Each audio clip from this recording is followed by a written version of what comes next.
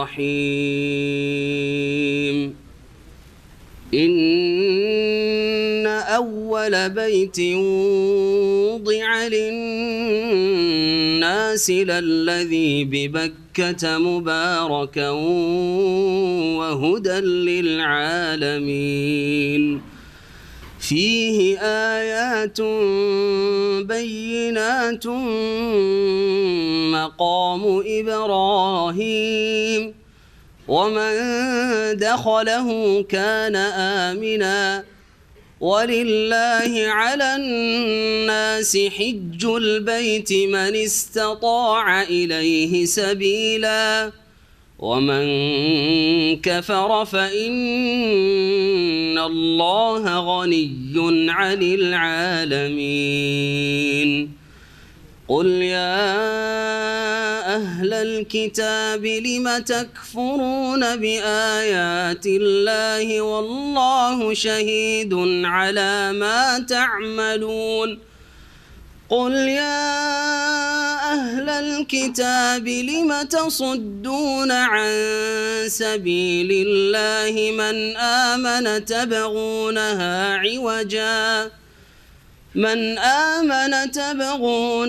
عوجا وأنتم شهداء وما الله بغافل عما تعملون يا أيها الذين آمنوا إن تطيعوا فريقا من الذين أوتوا الكتاب يردوكم بعد إيمانكم كافرين وكيف تكفرون وأنتم تتلى عليكم آيات الله وفيكم رسوله ومن يعتصم بالله فقد هدي إلى صراط مستقيم يا أيها الذين آمنوا اتقوا الله حق تقاته ولا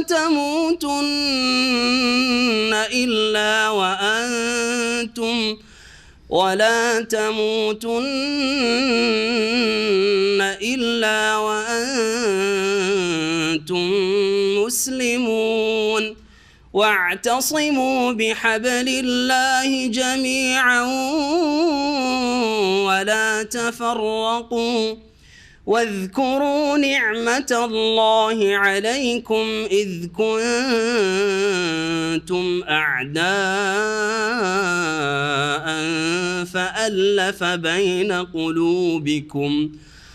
فألف بين قلوبكم فأصبحتم بنعمته إخوانا وكنتم على شفا حفرة من النار فأنقذكم منها كذلك يبين الله لكم آياته لعلكم تهتدون ولتكن منكم أمة يدعون إلى الخير ويأمرون بالمعروف وينهون عن المنكر وأولئك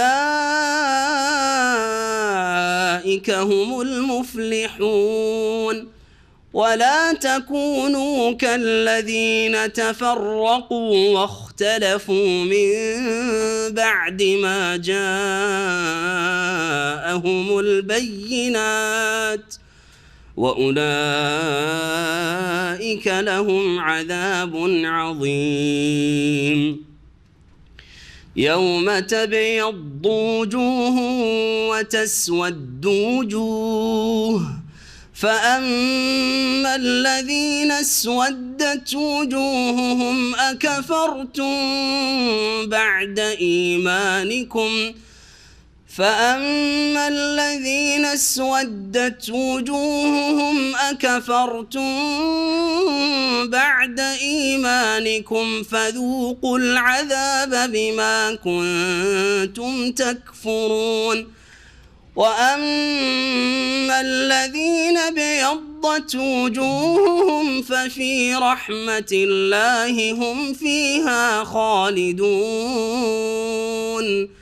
تلك آيات الله نتلوها عليك بالحق وما الله يريد ظلما للعالمين ولله ما في السماوات وما في الأرض وإلى الله ترجع الأمور كنتم خير أمة أخرجت للناس تأمرون بالمعروف وتنهون عن المنكر وتؤمنون بالله ولو آمن أهل الكتاب لكان خيرا لهم منهم المؤمنون وأكثرهم الفاسقون لن يضروكم إلا أذى وإن يقاتلوكم يولوكم الأدبار ثم لا ينصرون ضربت عليهم الذلة أينما ثقفوا إلا بحبل من الله وحبل من الناس وباءوا بغضب من الله وضربت عليهم المسكنة ذلك بأنهم كانوا يكفرون بآيات الله ويقتلون الأنبياء بغير حق ذلك بما عصوا وكانوا يعتدون ليسوا سواء من أهل الكتاب أمة قائمة يتلون آيات الله آناء الليل وهم يسجدون يؤمنون بالله واليوم الآخر ويأمرون بالمعروف وينهون عن المنكر ويسارعون في الخيرات وأولئك من الصالحين وما يفعلوا من خير فلن يكفروه والله عليم بالمتقين بسم الله الرحمن الرحيم الحمد لله رب العالمين والصلاة والسلام على سيد المرسلين نبينا محمد وعلى آله وصحبه أجمعين أما بعد فأعوذ بالله من الشيطان الرجيم إن أول بيت وضع للناس للذي ببكة مباركا وهدى للعالمين فيه آيات بينات مقام إبراهيم ومن دخله كان آمنا ولله على الناس حج البيت من استطاع إليه سبيلا ومن كفر فإن الله غني عن العالمين মহান আল্লাহর সমস্ত প্রশংসা যে আল্লাহ পাক রব্বুল আলামিন তার পবিত্র ঘর মক্কাতুল মুকাররমায় তার নির্দেশে তৈরি করিয়েছেন সর্বপ্রথম এই জমিনে সালাত এবং সালাম নাজিল প্রেমী মুহাম্মদুর রাসূলুল্লাহ সাল্লাল্লাহু আলাইহি সাল্লামের ওপর এবং সমস্ত আম্বিয়া রাসূলগণের ওপর যারা প্রত্যেকেই এই বাইতুল্লাহর তওয়াফ করেছেন জিয়ারা করেছেন এবং এখানকার উদ্দেশ্যে হজে উমরায় এসেছেন। এই ঘরের হজের জন্য মহান আল্লাহ ঘোষণা করিয়েছেন ইব্রাহিম খলিলুল্লাহ আলাইহিস সালাতু ওয়াস সালামকে দিয়ে। আজকে তাফসীর হবে সূরা আলে ইমরানের আয়াত নম্বর 96 থেকে পর্ব হচ্ছে আমাদের সপ্তম পর্ব। মহান আল্লাহ ইরশাদ করছেন এই বাইতুল্লাহ সম্পর্কে, ইন্না আউওয়ালা বাইতি উদিয়া লিন-নাস লাল্লাযী বিবাক্কাতা মুবারাকান ওয়া হুদাল লিল আলামিন। এই আয়াত আর এর পরের আয়াত নাজিল হয়েছে ইহুদিদের ভ্রান্ত ধারণার খণ্ডনে। তারা মনে করে এবং নবী মুহাম্মদ রাসূলুল্লাহ সাল্লাল্লাহু আলাইহি ওয়াসাল্লামকে মদিনার ইহুদিরা বলেছিল যে হে মুহাম্মদ, তাদের মিথ্যা দাবি যে সর্বপ্রথম ঘর, প্রাচীন ঘর হচ্ছে বাইতুল মুকাদ্দাস। সুতরাং বাইতুল মুকাদ্দাস যখন পবিত্র স্থান, সর্বপ্রথম ঘর, সেটাকে কিবলা বানাতে, এবং আপনারা জানেন যে নবী সাল্লাল্লাহু আলাইহি ওয়াসাল্লাম মদিনা আসার পরে আল্লাহ রাব্বুল আলামিনের দেশে 16 থেকে 17 মাস, অর্থাৎ 16.5 মাস, মাসে মাসে 17 আর টোটাল হিসাব করলে 16 হয়। এই জন্য সহিহ হাদিসে 16 এবং 17 দুটো কথা এসছে। 16-17 মাস বাইতুল মুকাদ্দাসকে কিবলা বানিয়ে সালাত আদায় করেছেন। তারপরে কিবলার পরিবর্তন হয়েছে, বাইতুল্লাহর দিকে আবার ফিরেছেন। মক্কায় থাকাকালীন বাইতুল্লাহকেও সামনে রাখা হইতো আর বাইতুল মুকাদ্দাসকেও সামনে রাখা হইতো। ইবনে আব্বাস রাদিয়াল্লাহু তাআলা আনহুমা এই ব্যাখ্যাই করেছেন। ইহুদিরা বলল যে হে মুহাম্মদ, প্রথম ঘর তো হচ্ছে বাইতুল মুকাদ্দাস, সুতরাং সেটা কিবলা হওয়া উচিত, সেটা আমাদের কিবলা, সেটা হচ্ছে পবিত্র স্থান। তুমি মক্কার ঘর কাবাকে কেন কিবলা বানালে? এর খণ্ডন আল্লাহ রাব্বুল এই আয়াতে করেছেন। এছাড়া তাদের সামনে আরেকটি দলিল প্রমাণ পেশ করা হয়েছে ইসলামের হাক্কানিয়াতের, ইসলামের সত্যতার। তা হচ্ছে যে ইহুদিরা তারা বনি ইসরাইল, তাদের মূল হচ্ছে বনি ইসরাইল, ইয়াকুব আলাইহিস সালামের বংশধর, এবং ইয়াকুব আলাইহিস সালামের দিন ছিল তার পূর্বপুরুষদের দিন, অর্থাৎ তার বাবা হচ্ছেন ইসহাক আলাইহিস সালাম। ইয়াকুবের বাবা ইসহাক, ইসহাকের পিতা ইব্রাহিম খলিলুল্লাহ। আর ইয়াকুব, ইসহাক আর গোটা বংশধর বনি ইসরাইল তারা কোন দিন পালন করত? পূর্বপুরুষদের দিন, দিনে ইব্রাহিম পালন করতে। আর ইব্রাহিম আলাইহিস সালাম স্বয়ং নিজ হাতে এবং তার ছেলে ইসমাইল উভয়ে এই কাবা ঘর নির্মাণ করেছেন। তোমাদের পূর্বপুরুষরা এই কাবা ঘর নির্মাণ করলো, অথচ তোমরা এই কাবা ঘরে বিশ্বাসী নাও, এর পবিত্রতায় বিশ্বাসী নাও, এখানে এসে ইবাদত বন্দেগীতে বিশ্বাসী নাও, এই ঘরের তওয়াফে বিশ্বাসী নাও, এই দিন ইসলামে বিশ্বাসী নাও যে দিন ইব্রাহিম আলাইহিস সালামের দিন ছিল। তাহলে কেমন তোমরা শুধু পূর্বপুরুষদের দোহাই দিয়ে থাকো? ঠিক ওই রকমই আজকাল মুসলিম সমাজে যারা আওলাদে রসুল বলে দুনিয়ার টাকা পয়সা ইনকাম করতে চায়, কিন্তু রাসূলুল্লাহ সাল্লাল্লাহু আলাইহি সাল্লামের আদর্শের সাথে, সুন্নাহর সাথে, তার তরিকার সাথে না আকীদায় মিল আছে, না ইবাদতে মিল আছে, কোনো কিছুতে মিল নেই। তাদের রুহানিয়াত, আধ্যাত্মিকতার জন্য তাসাউফ লাগে আওলাদে রসুলদের। তাসাউফের নাম পর্যন্ত ইসলামে নেই, একটি আয়াতে না আছেন, একটি হাদিসে আছে। এই তাসাউফ না হলে তাদের ধর্মকর্ম হয় না। আকীদায় শিরক কুফরি বড় বড়, আর এইসব আকীদা ইসলামের নামে চালায়, অথচ ইসলামের কোনো সম্পর্ক নেই এসব ভ্রান্ত আকীদা আর সাথে, যেগুলি পীরতন্ত্রে, পীর মুরিদের ব্যবসাতে যেসব ধর্মীয় আকীদা তাদের রয়েছে, হলুলের আকীদা, আল্লাহ ফানা হয়ে যাওয়ার আকীদা, পীরে ফিরে বিলীন হয়ে যাওয়ার, ফানাফি শেখ, ফানাফি রসুল, পীরের ধ্যান, তাসাউরের শেখের আকীদা, সমস্ত শিরকি আর কুফরি আকীদা।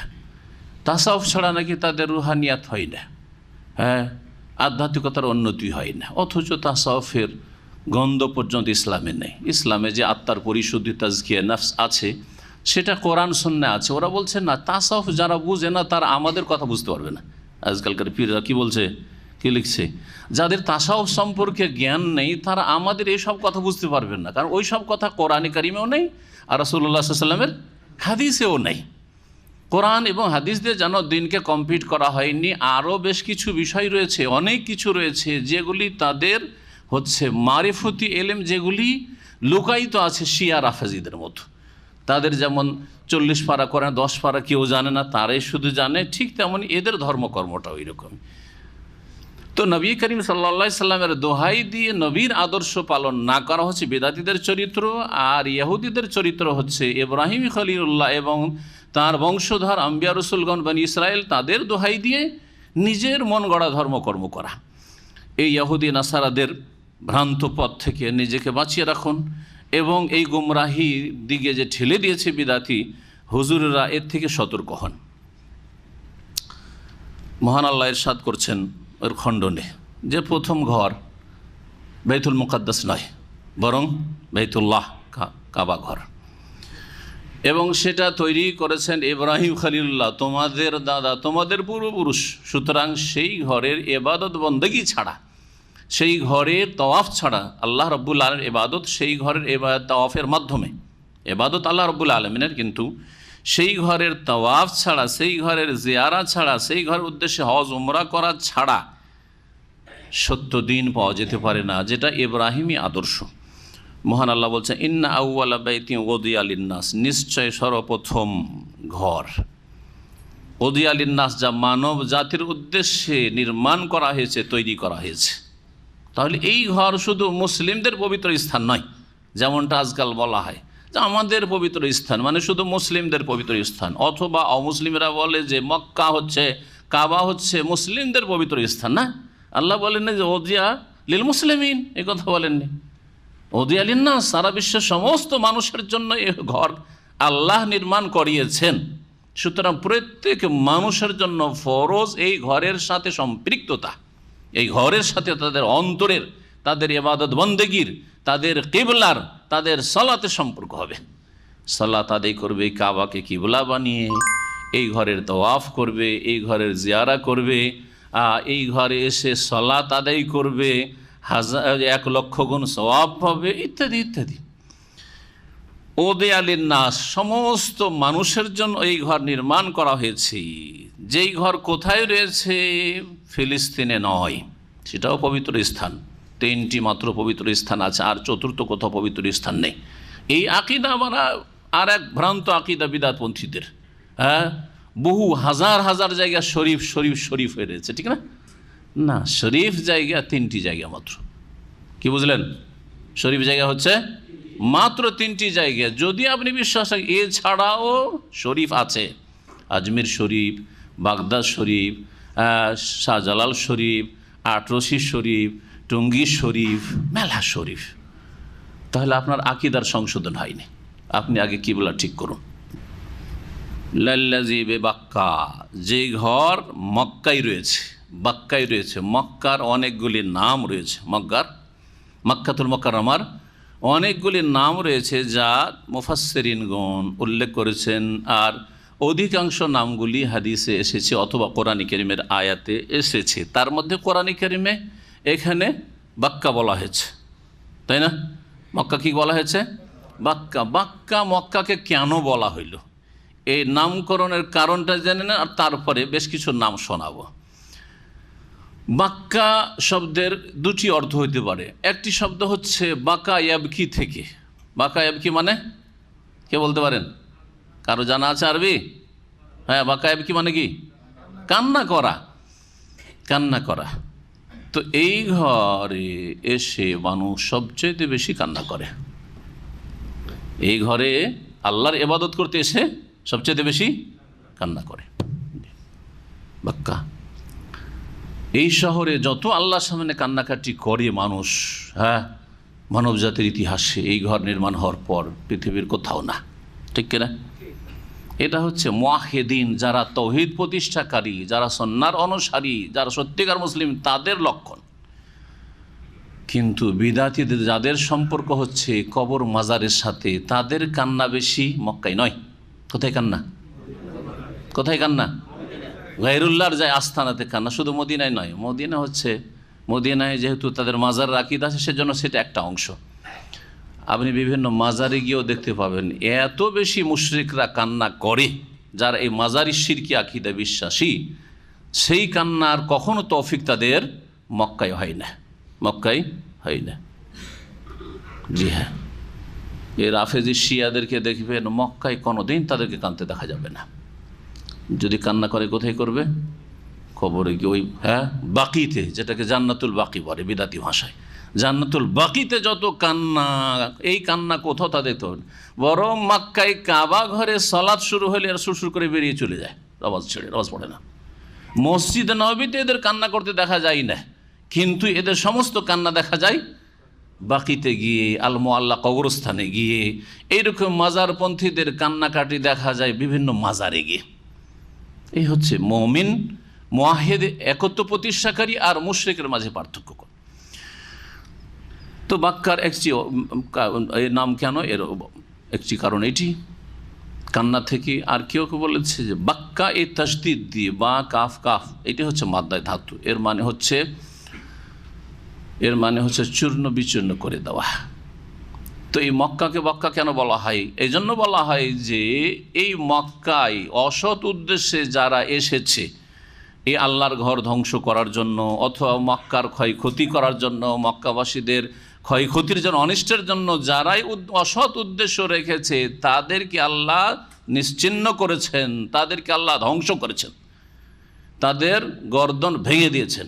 বাক্কা, জি, এই বাক্কা, এই শহর তাবুক আনাকা জালেমিন, জালেমদের গর্দনকে নিচে নামিয়ে দিয়েছে, ধ্বংস করেছে। দেখেন আবরাহা হস্তি বাহিনীর ঘটনা, ফাজা আলাহম কাসফিম মাকুল, আল্লাহ তাদেরকে এমন করে ধ্বংস করলেন, সেগুলি শুধু ভূষাই পরিণত হয়নি, বরং ভূষা গরুতে মহিষে উঠে খাওয়ার পরে, ভূষাভূষি খড়কুটো খাওয়ার পরে যখন হয়, গোবর হয়, সেটা ভক্ষিত ভূষা। মাকুল মানে কি? ইসিমফুল, আকালাই আকল থেকে ভক্ষিত ভূষা।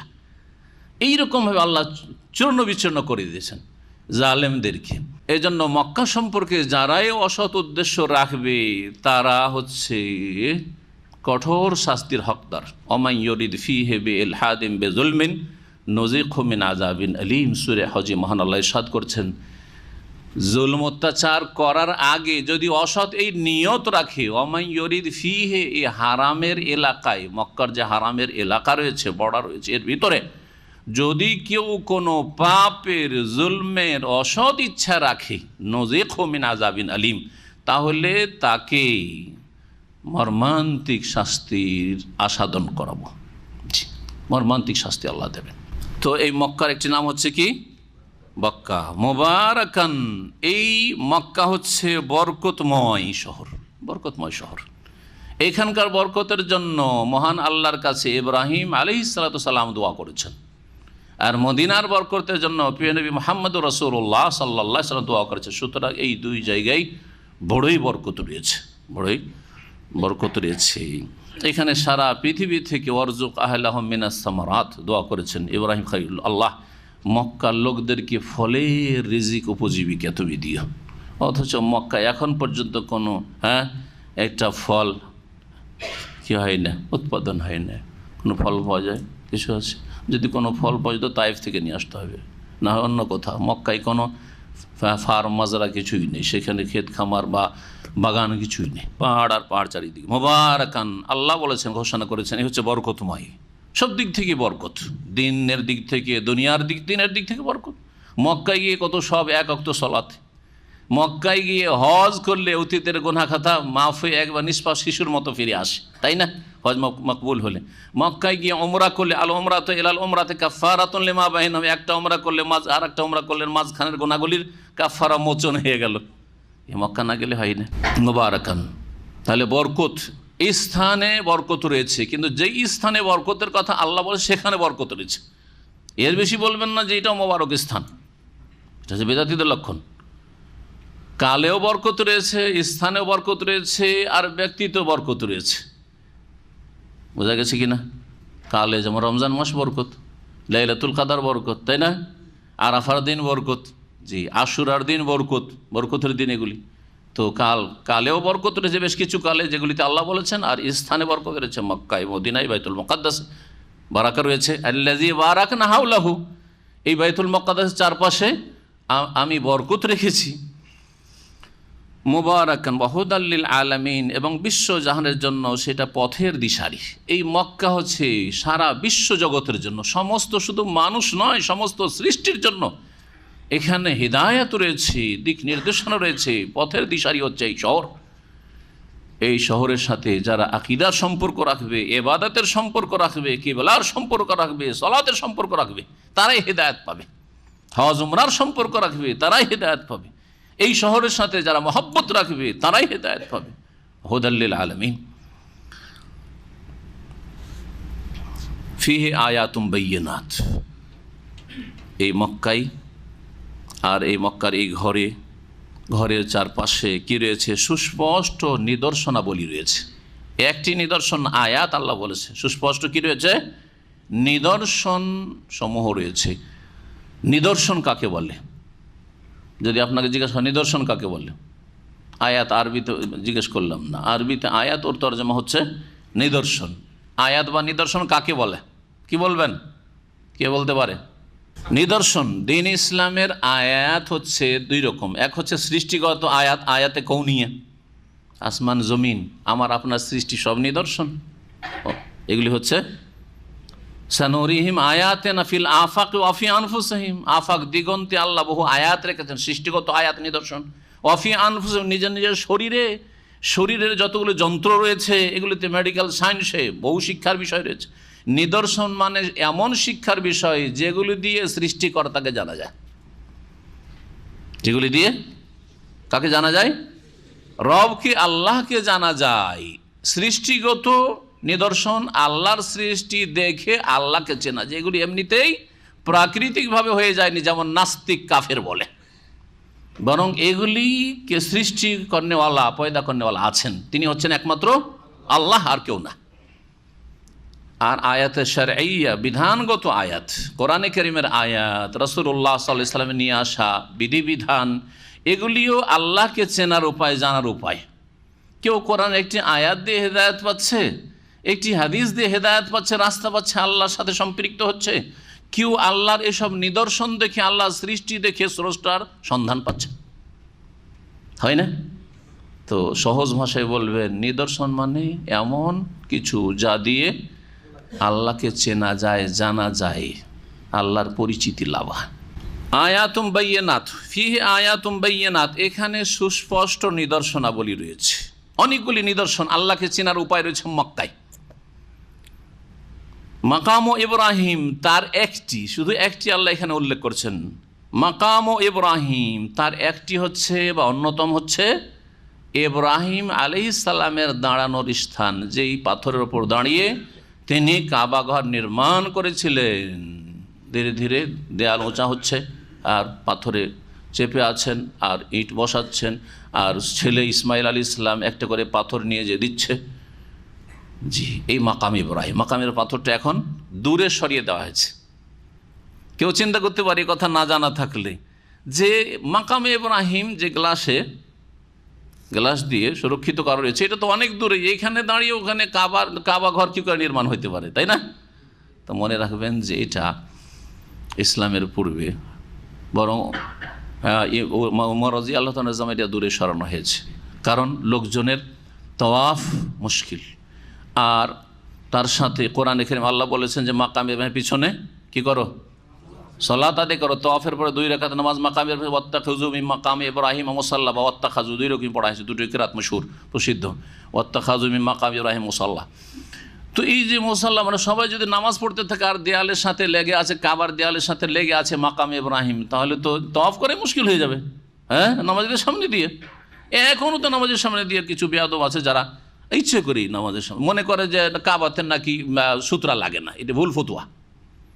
যারা এই ফতুয়া দিয়ে থাকে যে কাবাতে সূত্রা লাগে না, এটি ভুল ফতুয়া। সব জায়গায় সূত্রা জরুরি, তবে যেখানে নিরুপায়, কাবা শুধু নাই, হাজার হাজার লোকের ভিড় আর কোনো রাস্তা পাচ্ছেন না, আমাকে বেরোইতে হবে, তখন আদ-দারুরাত তুবিহুল মাহযুরা, নিরুপায় হওয়ার কারণ নিষিদ্ধ কথা কাজ অনেক সময় হালাল হয়ে যায়, যতটা না করলে আর উপায় নেই। জি, এটা হচ্ছে সঠিক ফতুয়া। অনেক লোককে বাধা দেওয়া হয় মক্কায় অথবা মদিনায় ভিড় ভাড়ে, হ্যাঁ হেনা মাফি সূত্রা, জাহেল, এখানে সূত্রা লাগে না, অসুবিধা নেই, আমি নামাজের সামনে দিয়ে শক করে যাই, হারাম। জি, যদি রাস্তা এদিক ওদিক থাকে আর সে নিরুপায়, রাস্তা নেই, আমি নিরুপায় না, একটু পরে আমি বেরোইতে পারবো, সুতরাং জায়েজ নয় নামাজের সামনে দিয়ে বেরোয়া, মক্কাতে হইল মদিনায় হইল। তো বলছিলাম যে একটি বড় নিদর্শন হচ্ছে মাকাম ইব্রাহিম। এইটা দেখে বুঝতে পারবেন যে এখানে এই পাথর আল্লাহ নিদর্শন, এই পাথরে দাঁড়িয়ে ইব্রাহিম আলাইহিস সালাম এই ঘর তৈরি করেছেন। জি হ্যাঁ, এই পাথরে ইব্রাহিম আলাইহিস সালামের মুজিজা রয়েছে। যেমন যেমন দেওয়াল উঁচা হয়েছে তেমন সেই পাথর উঁচা হয়েছে।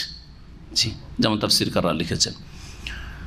এটি একটি নিদর্শন, আল্লাহকে চেনার উপায় যে এটি আল্লাহর ঘর। মাকাম ইব্রাহিম এখন সুরক্ষিত। একটি নিদর্শন হচ্ছে হাজরে আসওয়াদ, আর একটি নিদর্শন হচ্ছে হিজর, ওই হাতিম।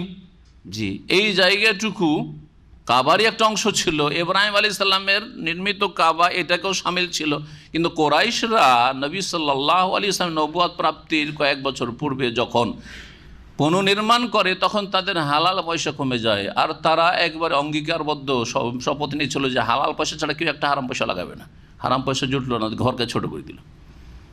নবী করিম সাল্লাল্লাহু আলাইহি ওয়াসাল্লাম মক্কা বিজয়ের পরে এটাকে আবার ইব্রাহিম বুনিয়াদের উপর নিয়ে যেতে চেয়েছিলেন, কিন্তু আশঙ্কা করলেন যে আবার বহু লোক মুরতাদ না হয়ে, নিউ মুসলিমরা মুরতাদ না হয়ে যায়। আরে মোহাম্মদ তো সব সর্বনাশ করলো, এমনকি কাবাকে আমাদের রাখলো না, বাপদাদার কাবাকে সর্বনাশ করে দিল, গোমরা হয়ে যেতে পারে। এই জন্য দাওয়ার ক্ষেত্রে হিকমত, যখন ইসলামের দাওয়াত দিবেন দেশে গিয়ে দেখবেন যে আমি এই কথাটি বলতে গিয়ে বা এই কাজটি বলতে গিয়ে গড়তে পারবো না, ভাঙবো। অনেক সময় আপনি মনে করছেন যে এটা তো সুন্নাহ, এটা তো ভালো কাজ, কিন্তু এটা করতে গিয়ে বড় রোগ পয়দা হয়ে যাবে। বড় রোগ পয়দা করে একটা সুন্নত কায়েম করবেন না বড় রোগ থেকে মুক্ত করার চেষ্টা করবেন। হ্যাঁ, এটা হচ্ছে হিকমা। যেমন এক ছেলে এখান থেকে গিয়েছে জানাজার নামাজ পড়াইতে গিয়ে, জানাজার নামাজে 2 সালামও জায়েজ আছে আর 1 সালামও জায়েজ আছে। 1 সালামের হাদিসও বহু রয়েছে আর 2 সালামের হাদিস রয়েছে, এটাই ঠিক। হাম্বলি মজহাবে সেটাকে প্রাধান্য দেওয়া হয়েছে 1 সালামকে।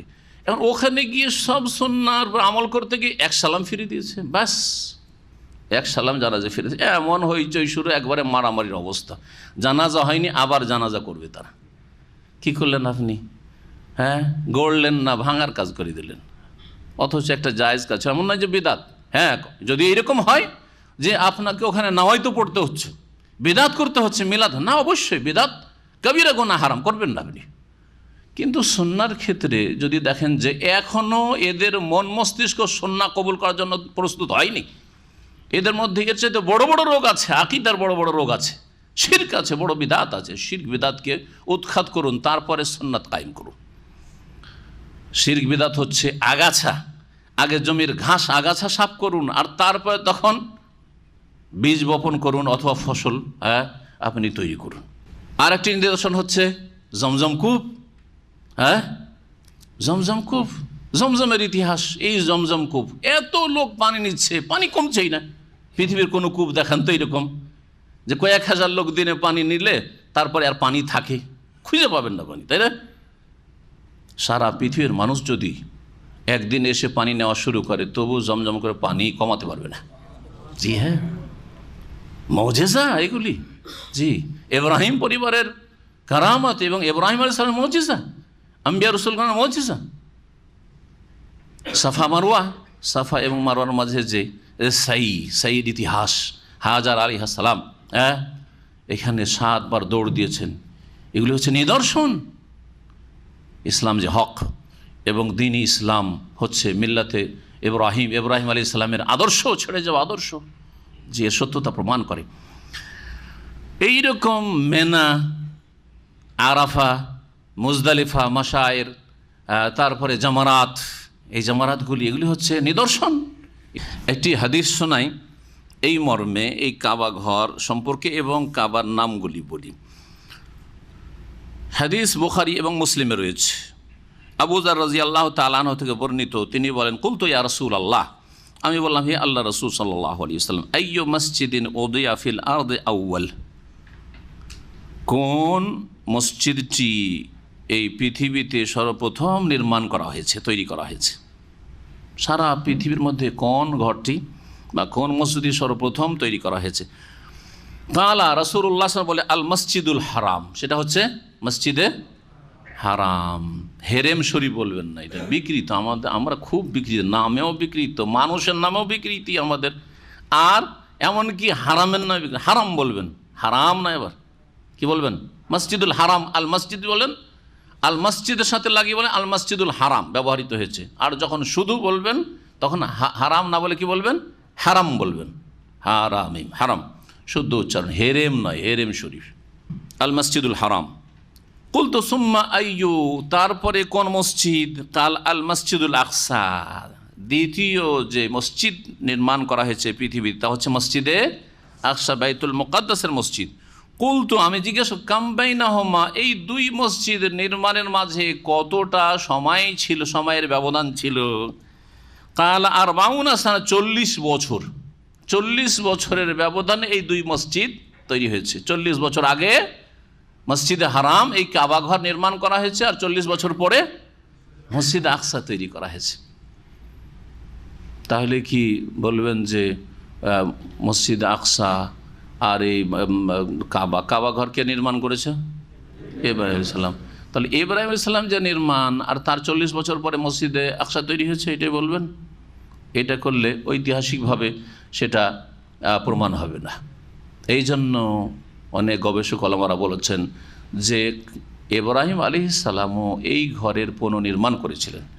এই ঘর সর্বপ্রথম আল্লাহ মালাইকাদেরকে দিয়ে তৈরি করিয়েছেন, ফেরেশতাদেরকে দিয়ে, ফেরেশতাদেরকে তৈরি করেছেন। তারপরে অন্য নাম্বিয়া রসুলগণ হতে পারে সেটা। 40 বছরের ব্যবধান এই দুই মসজিদ তৈরি হয়েছে। কুলতু সুম্মাই, তারপরে কোন মসজিদ? কালা সুম্মা, তারপর আর অন্য কোনো মসজিদের চিন্তা করিও না। সুম্মা হাইসু আদরাক্তা সলাতা, যেখানেই তুমি সলাতের সময় পেয়ে যাও, অর্থাৎ তোমার সলাতের নামাজের সময় হয়ে যায়, ফাসাল্লি, সেখানেই সলাত আদায় করো। দ্বীন-ই ইসলামে এই ছাড় দেওয়া হয়েছে। আল্লাহ পাক বলেন এই উম্মতের বৈশিষ্ট্য, যে কোনো জায়গায় আল্লাহর জমিনে নামাজ পড়তে পারেন আপনি। হ্যাঁ, যেমন জমিনে পড়তে পারেন, আকাশ পথেও পড়তে পারেন আপনি। হ্যাঁ, জমিনকে ছুঁইতেই হবে, স্পর্শ করে নামাজ পড়তে হবে না। কিন্তু আগের উম্মতদের তাদের এবাদত বন্দেগী, তাদের উপাসনালয় ছাড়া বাইরে কোথাও হইতো না, সেই এবাদত খানাতে যেতে হবে। ফাকুল্লোহা মসজিদুন, ফাকুল্লোহা মসজিদুন, আল্লাহর জমিন সবগুলি হচ্ছে সেজদার স্থান। আরেকটি হাদিস, আল আরদু কুল্লোহা মসজিদুন, পৃথিবীর সব স্থানই হচ্ছে মসজিদ, মানে সেজদার স্থান। যে কোনো জায়গায় তুমি আল্লাহকে সেজদা করে সলাত আদায় করতে পারো। ইল্লাল মাকবারাত ওয়াল হাম্মাম, তবে কবরস্থান এবং হাম্মাম, না পেশাব পায়খানা বাথরুম, সেগুলিতে চলবে না। না পাকিস্তান চলবে না, আর কবরস্থান চলবে না। তার নাপাকির কারণে সেখানে শিরকের, নাপাকির চাইতে বড় যেটা আশঙ্কা সেটা হচ্ছে সেখানে শিরক কুফরের আশঙ্কা আছে, যেই শিরকে মুসলিম উম্মার অধিকাংশ লোক ডুবে গেছে। মক্কার নাম শোনে, মক্কার নাম হচ্ছে মক্কা, হ্যাঁ যেটা জানা আছে সবার। আর এই আয়াতে কি পেলাম? বাক্কা। এই ঘরের নাম হচ্ছে আল বাইতুল আতিক, আল বাইতুল আতিক, ওয়াল ইয়াতাওয়াফু বিল বাইতিল আতিক, কোরআনে সূরা হজে রয়েছে। তারা যেন প্রাচীনতম ঘরের তাওয়াফ করে। এই ঘরের নাম হচ্ছে আল বাইতুল হারাম। এই ঘরের নাম হচ্ছে বা শহরের নাম হচ্ছে আল বালাদুল আমিন, ওয়াহাদ আল বালাদিল আমিন, সূরা 3 রয়েছে। এই ঘরের নাম হচ্ছে আল মামুন। এই ঘরের নাম উম্মে রাহেম।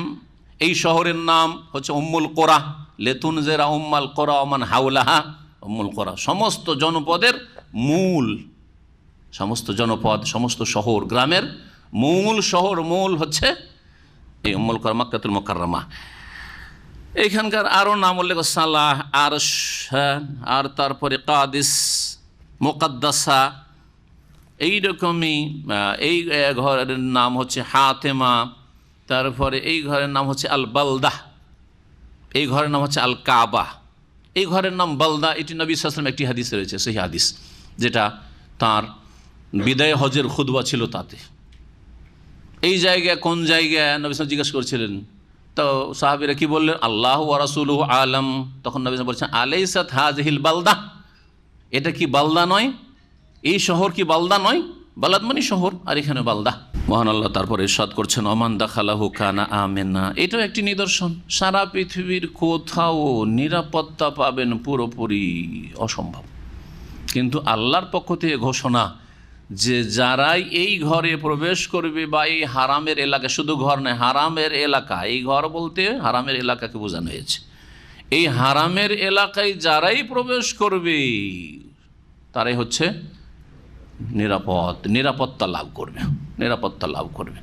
জাহিলিয়াতের যুগে, বর্বরতার যুগে কোনো অপরাধী, হাদিসে এসছে, বাপের খুনি ছেলে দেখছে ওর দিকে তাকাচ্ছে যে আমার বাপের খুনি এখানে এসে হারামে আশ্রয় নিয়েছে, কিছুই বলতে পারছে না, তোকে ধরবো, তোকে মারবো, দেখবো না, কিচ্ছু বলার নেই।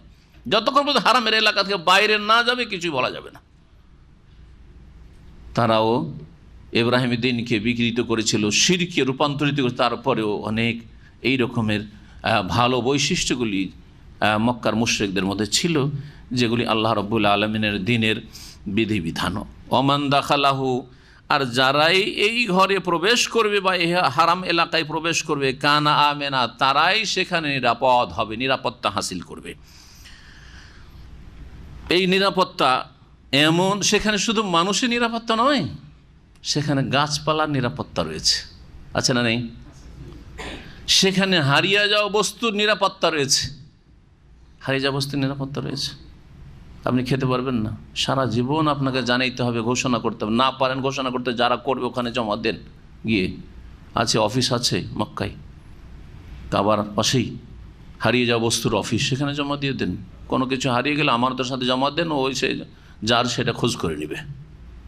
এই জন্য অধিকাংশ সময় একামা মক্কাতে হারিয়ে গেলে পাওয়া যায়। অনেক ভাইয়েরা এখান থেকে একামা হারিয়েছে, পেয়েছে গিয়ে পরে ওখানে।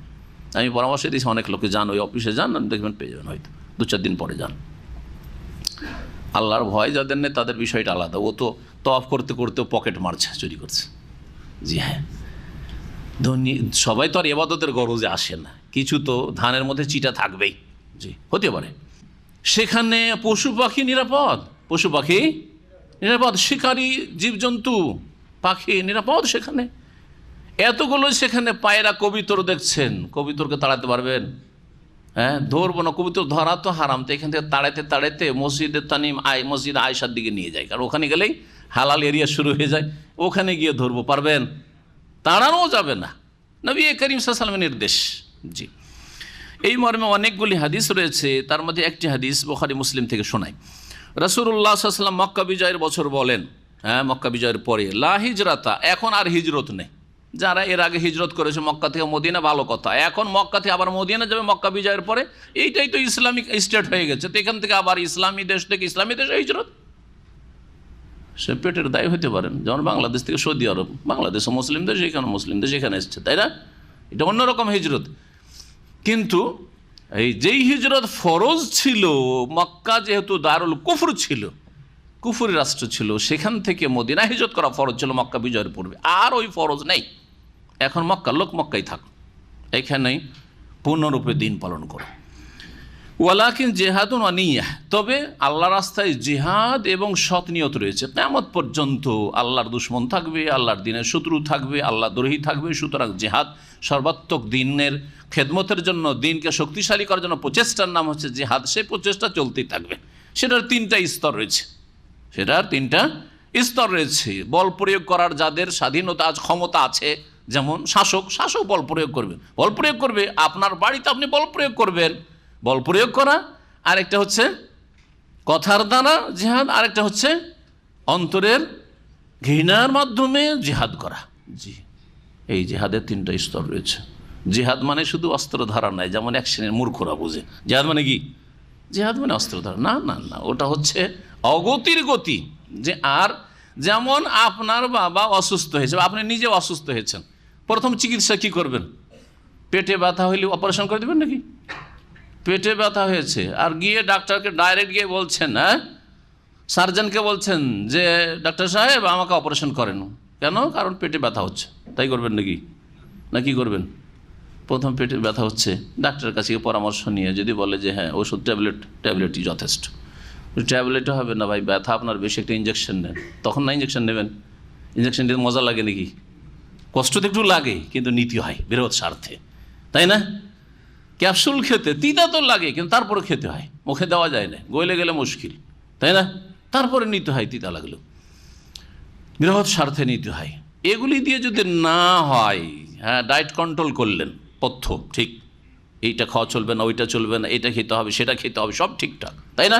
করছেন না প্রেশার রোগীরা, সুগার রোগীরা করছেন, তারপরেও হইল না। ডাক্তার বলছে আপনার এমন সমস্যা হয়েছে যে এখন অপারেশন ছাড়া কোনো উপায় নেই, তখন না অপারেশন, তো ঠিক সশস্ত্র যে জেহাদ সেটা প্রথম কথা শাসকের মাধ্যমে হবে, এমনি কোনো ব্যক্তির মাধ্যমে, কোনো একজন মুফতির মাধ্যমে এসব দিয়ে হবে না। এই যুবক পোলাপান দিয়ে একজন বেকুফের মতো বেরিয়ে যাবে আর বলবে যে এটার নাম জেহাদ, এইসব জেহাদ নয়, এগুলির নাম জেহাদ নয়, এগুলি হচ্ছে ফাসাদ। এটার নাম জেহাদ নয়, এটার নাম হচ্ছে কি ফাসাদ। আল্লাহু লা ইউহিব্বুল ফাসাদ। জি, বিপর্যয় সৃষ্টি করা, এই দিয়ে ইসলামের ক্ষতি করা, মুসলিমদের ক্ষতি করা। জি, জেহাদের বেশ কিছু শর্ত রয়েছে। হজের জন্য শর্ত আছে না? সবার ফরজে আছে, বুঝে না অনেকে জেহাদ, এই জন্য বলছি হজ সবার, আপনাদের সবার ফরজ না, কিছু শর্ত আছে? শর্ত আছে। কি শর্ত আছে? মুসলিম হওয়া। আলহামদুলিল্লাহ আপনারা সবাই মুসলিম, তাই না? কেউ যদি এখানে একটা অমুসলিম বসে থাকে, ওর হজ ফরজ না? হজই ফরজ না, আগে মুসলিম হও তুমি, মুসলিম হওয়া। তারপরে সাবালক হইতে হবে। তাহলে এখানে একটা নাবালক বসে আছে, আব্দুল মাজিদ, হজ ফরজ নাকি? হজ ফরজ নাই, হজ করলে নাকি পাবে, কিন্তু হজ ফরজ না, ফরজ আদায় হবে না এখন করাইলেও। বুঝতে পেরেছেন? তাহলে ওর উপর হজ ফরজ নাই। এখানে পাগল দুটো বসে আছে, হজ ফরজ নাকি? হজ ফরজ না। এখানে মহিলা পর্দা আড়ালে বসে আছে, কিন্তু তার মাহরাম নেই, হজ ফরজ নাকি? এখানে এতগুলো লোক বেরিয়ে গেল, হজ ফরজ নেই, হজ ফরজ নেই, আপনারাই বলছেন হজ ফরজ নেই, তাই না? অথচ হজ হচ্ছে ইসলামের 5টি যে স্তম্ভ তার 5ম, ঠিক না? তারপরে জেহাদের স্থান। তাহলে জেহাদের ক্ষেত্রে কোনো শর্ত মর্ত নেই, আর হজের জন্য এতগুলি শর্ত। আরও শর্ত আছে হজের জন্য। কি শর্ত? সামর্থ্য, শক্তি হইতে হবে, ক্ষমতা হইতে। কি ক্ষমতা? আর্থিক ক্ষমতা প্রথম হইতে হবে, আর্থিক ক্ষমতা। আপনাদের অনেকে ঋণী, 1000 রিয়ালও নেই তার কাছে, হজ ফরজ। একজনের কাছে 5000 রিয়াল আছে, কোনো রকম করে জমা করেছে, কিন্তু লাগছে 8000 রিয়াল, হজ ফরজ? হজ ফরজ নাই। 2 নম্বর রাস্তা দিয়ে কি হজ আদায় করতে হবে ফরজ? না, মোটেই না। তাহলে হজ ফরজ। এখন দেখেন যে কটার লোকের হজ ফরজ আছে। তাহলে হজ ফরজের ক্ষেত্রে এগুলি শর্ত। নামাজ ফরজ হওয়ার ক্ষেত্রে বেশ কিছু শর্ত রয়েছে।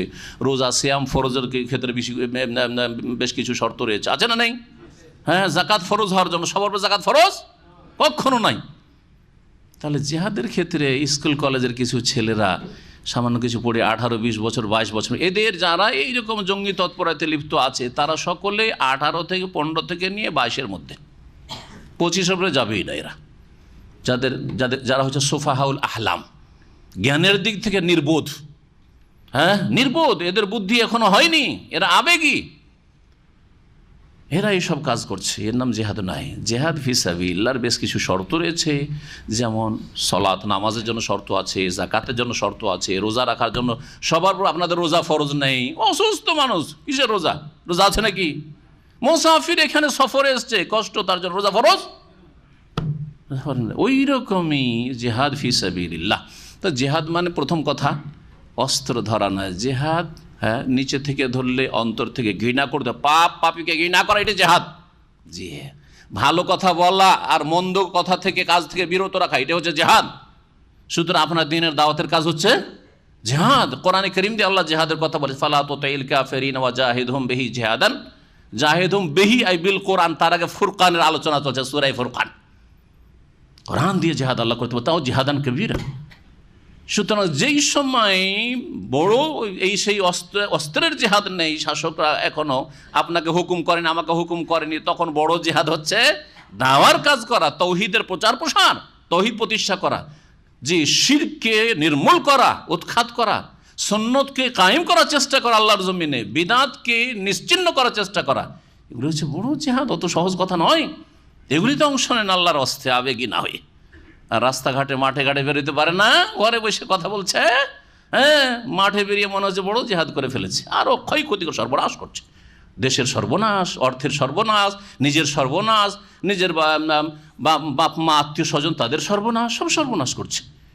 এই যারা মাঠে নামো, মাঠে নামো, মাঠে এসে কথা বলুক, দেশে এসে কথা বলুক, এইসব কথা বলে মানুষকে বিভ্রান্ত করবেন না। ইসলাম বুঝেন না, ভালো করে বোঝার চেষ্টা করেন। ইসলাম বুঝেন না, ভালো করে বোঝার চেষ্টা করে। আল্লাহ পাক যেন তৌফিক দান করেন। নবী করিম সাল্লাল্লাহু আলাইহি ওয়াসাল্লাম বলছেন যে জিহাদের নিয়ত থাকতে হবে। এখনই যদি আপনার শাসক বলে যে এখন জিহাদ করতে হবে, যাও, যেতে হবে, জি, যেখানে আছেন আপনার শাসক বলছে যে যান তো যান, থামেন তো থামেন, জি, যেতে বলবে যেতে হবে, থামতে বলতে হবে, বলবে থামতে হবে আপনাকে। ওয়া নিয়াতুন, এবং সৎ নিয়ত রাখতে হবে, সৎ নিয়ত সব সময় থাকবে। ওয়াইজাস্তানফিরতুম ফানফিরু, আর যখন তোমাদেরকে বলা হবে শাসকের পক্ষ থেকে বেরিয়ে পড়ো, ফানফিরু, বেরিয়ে পড়ো।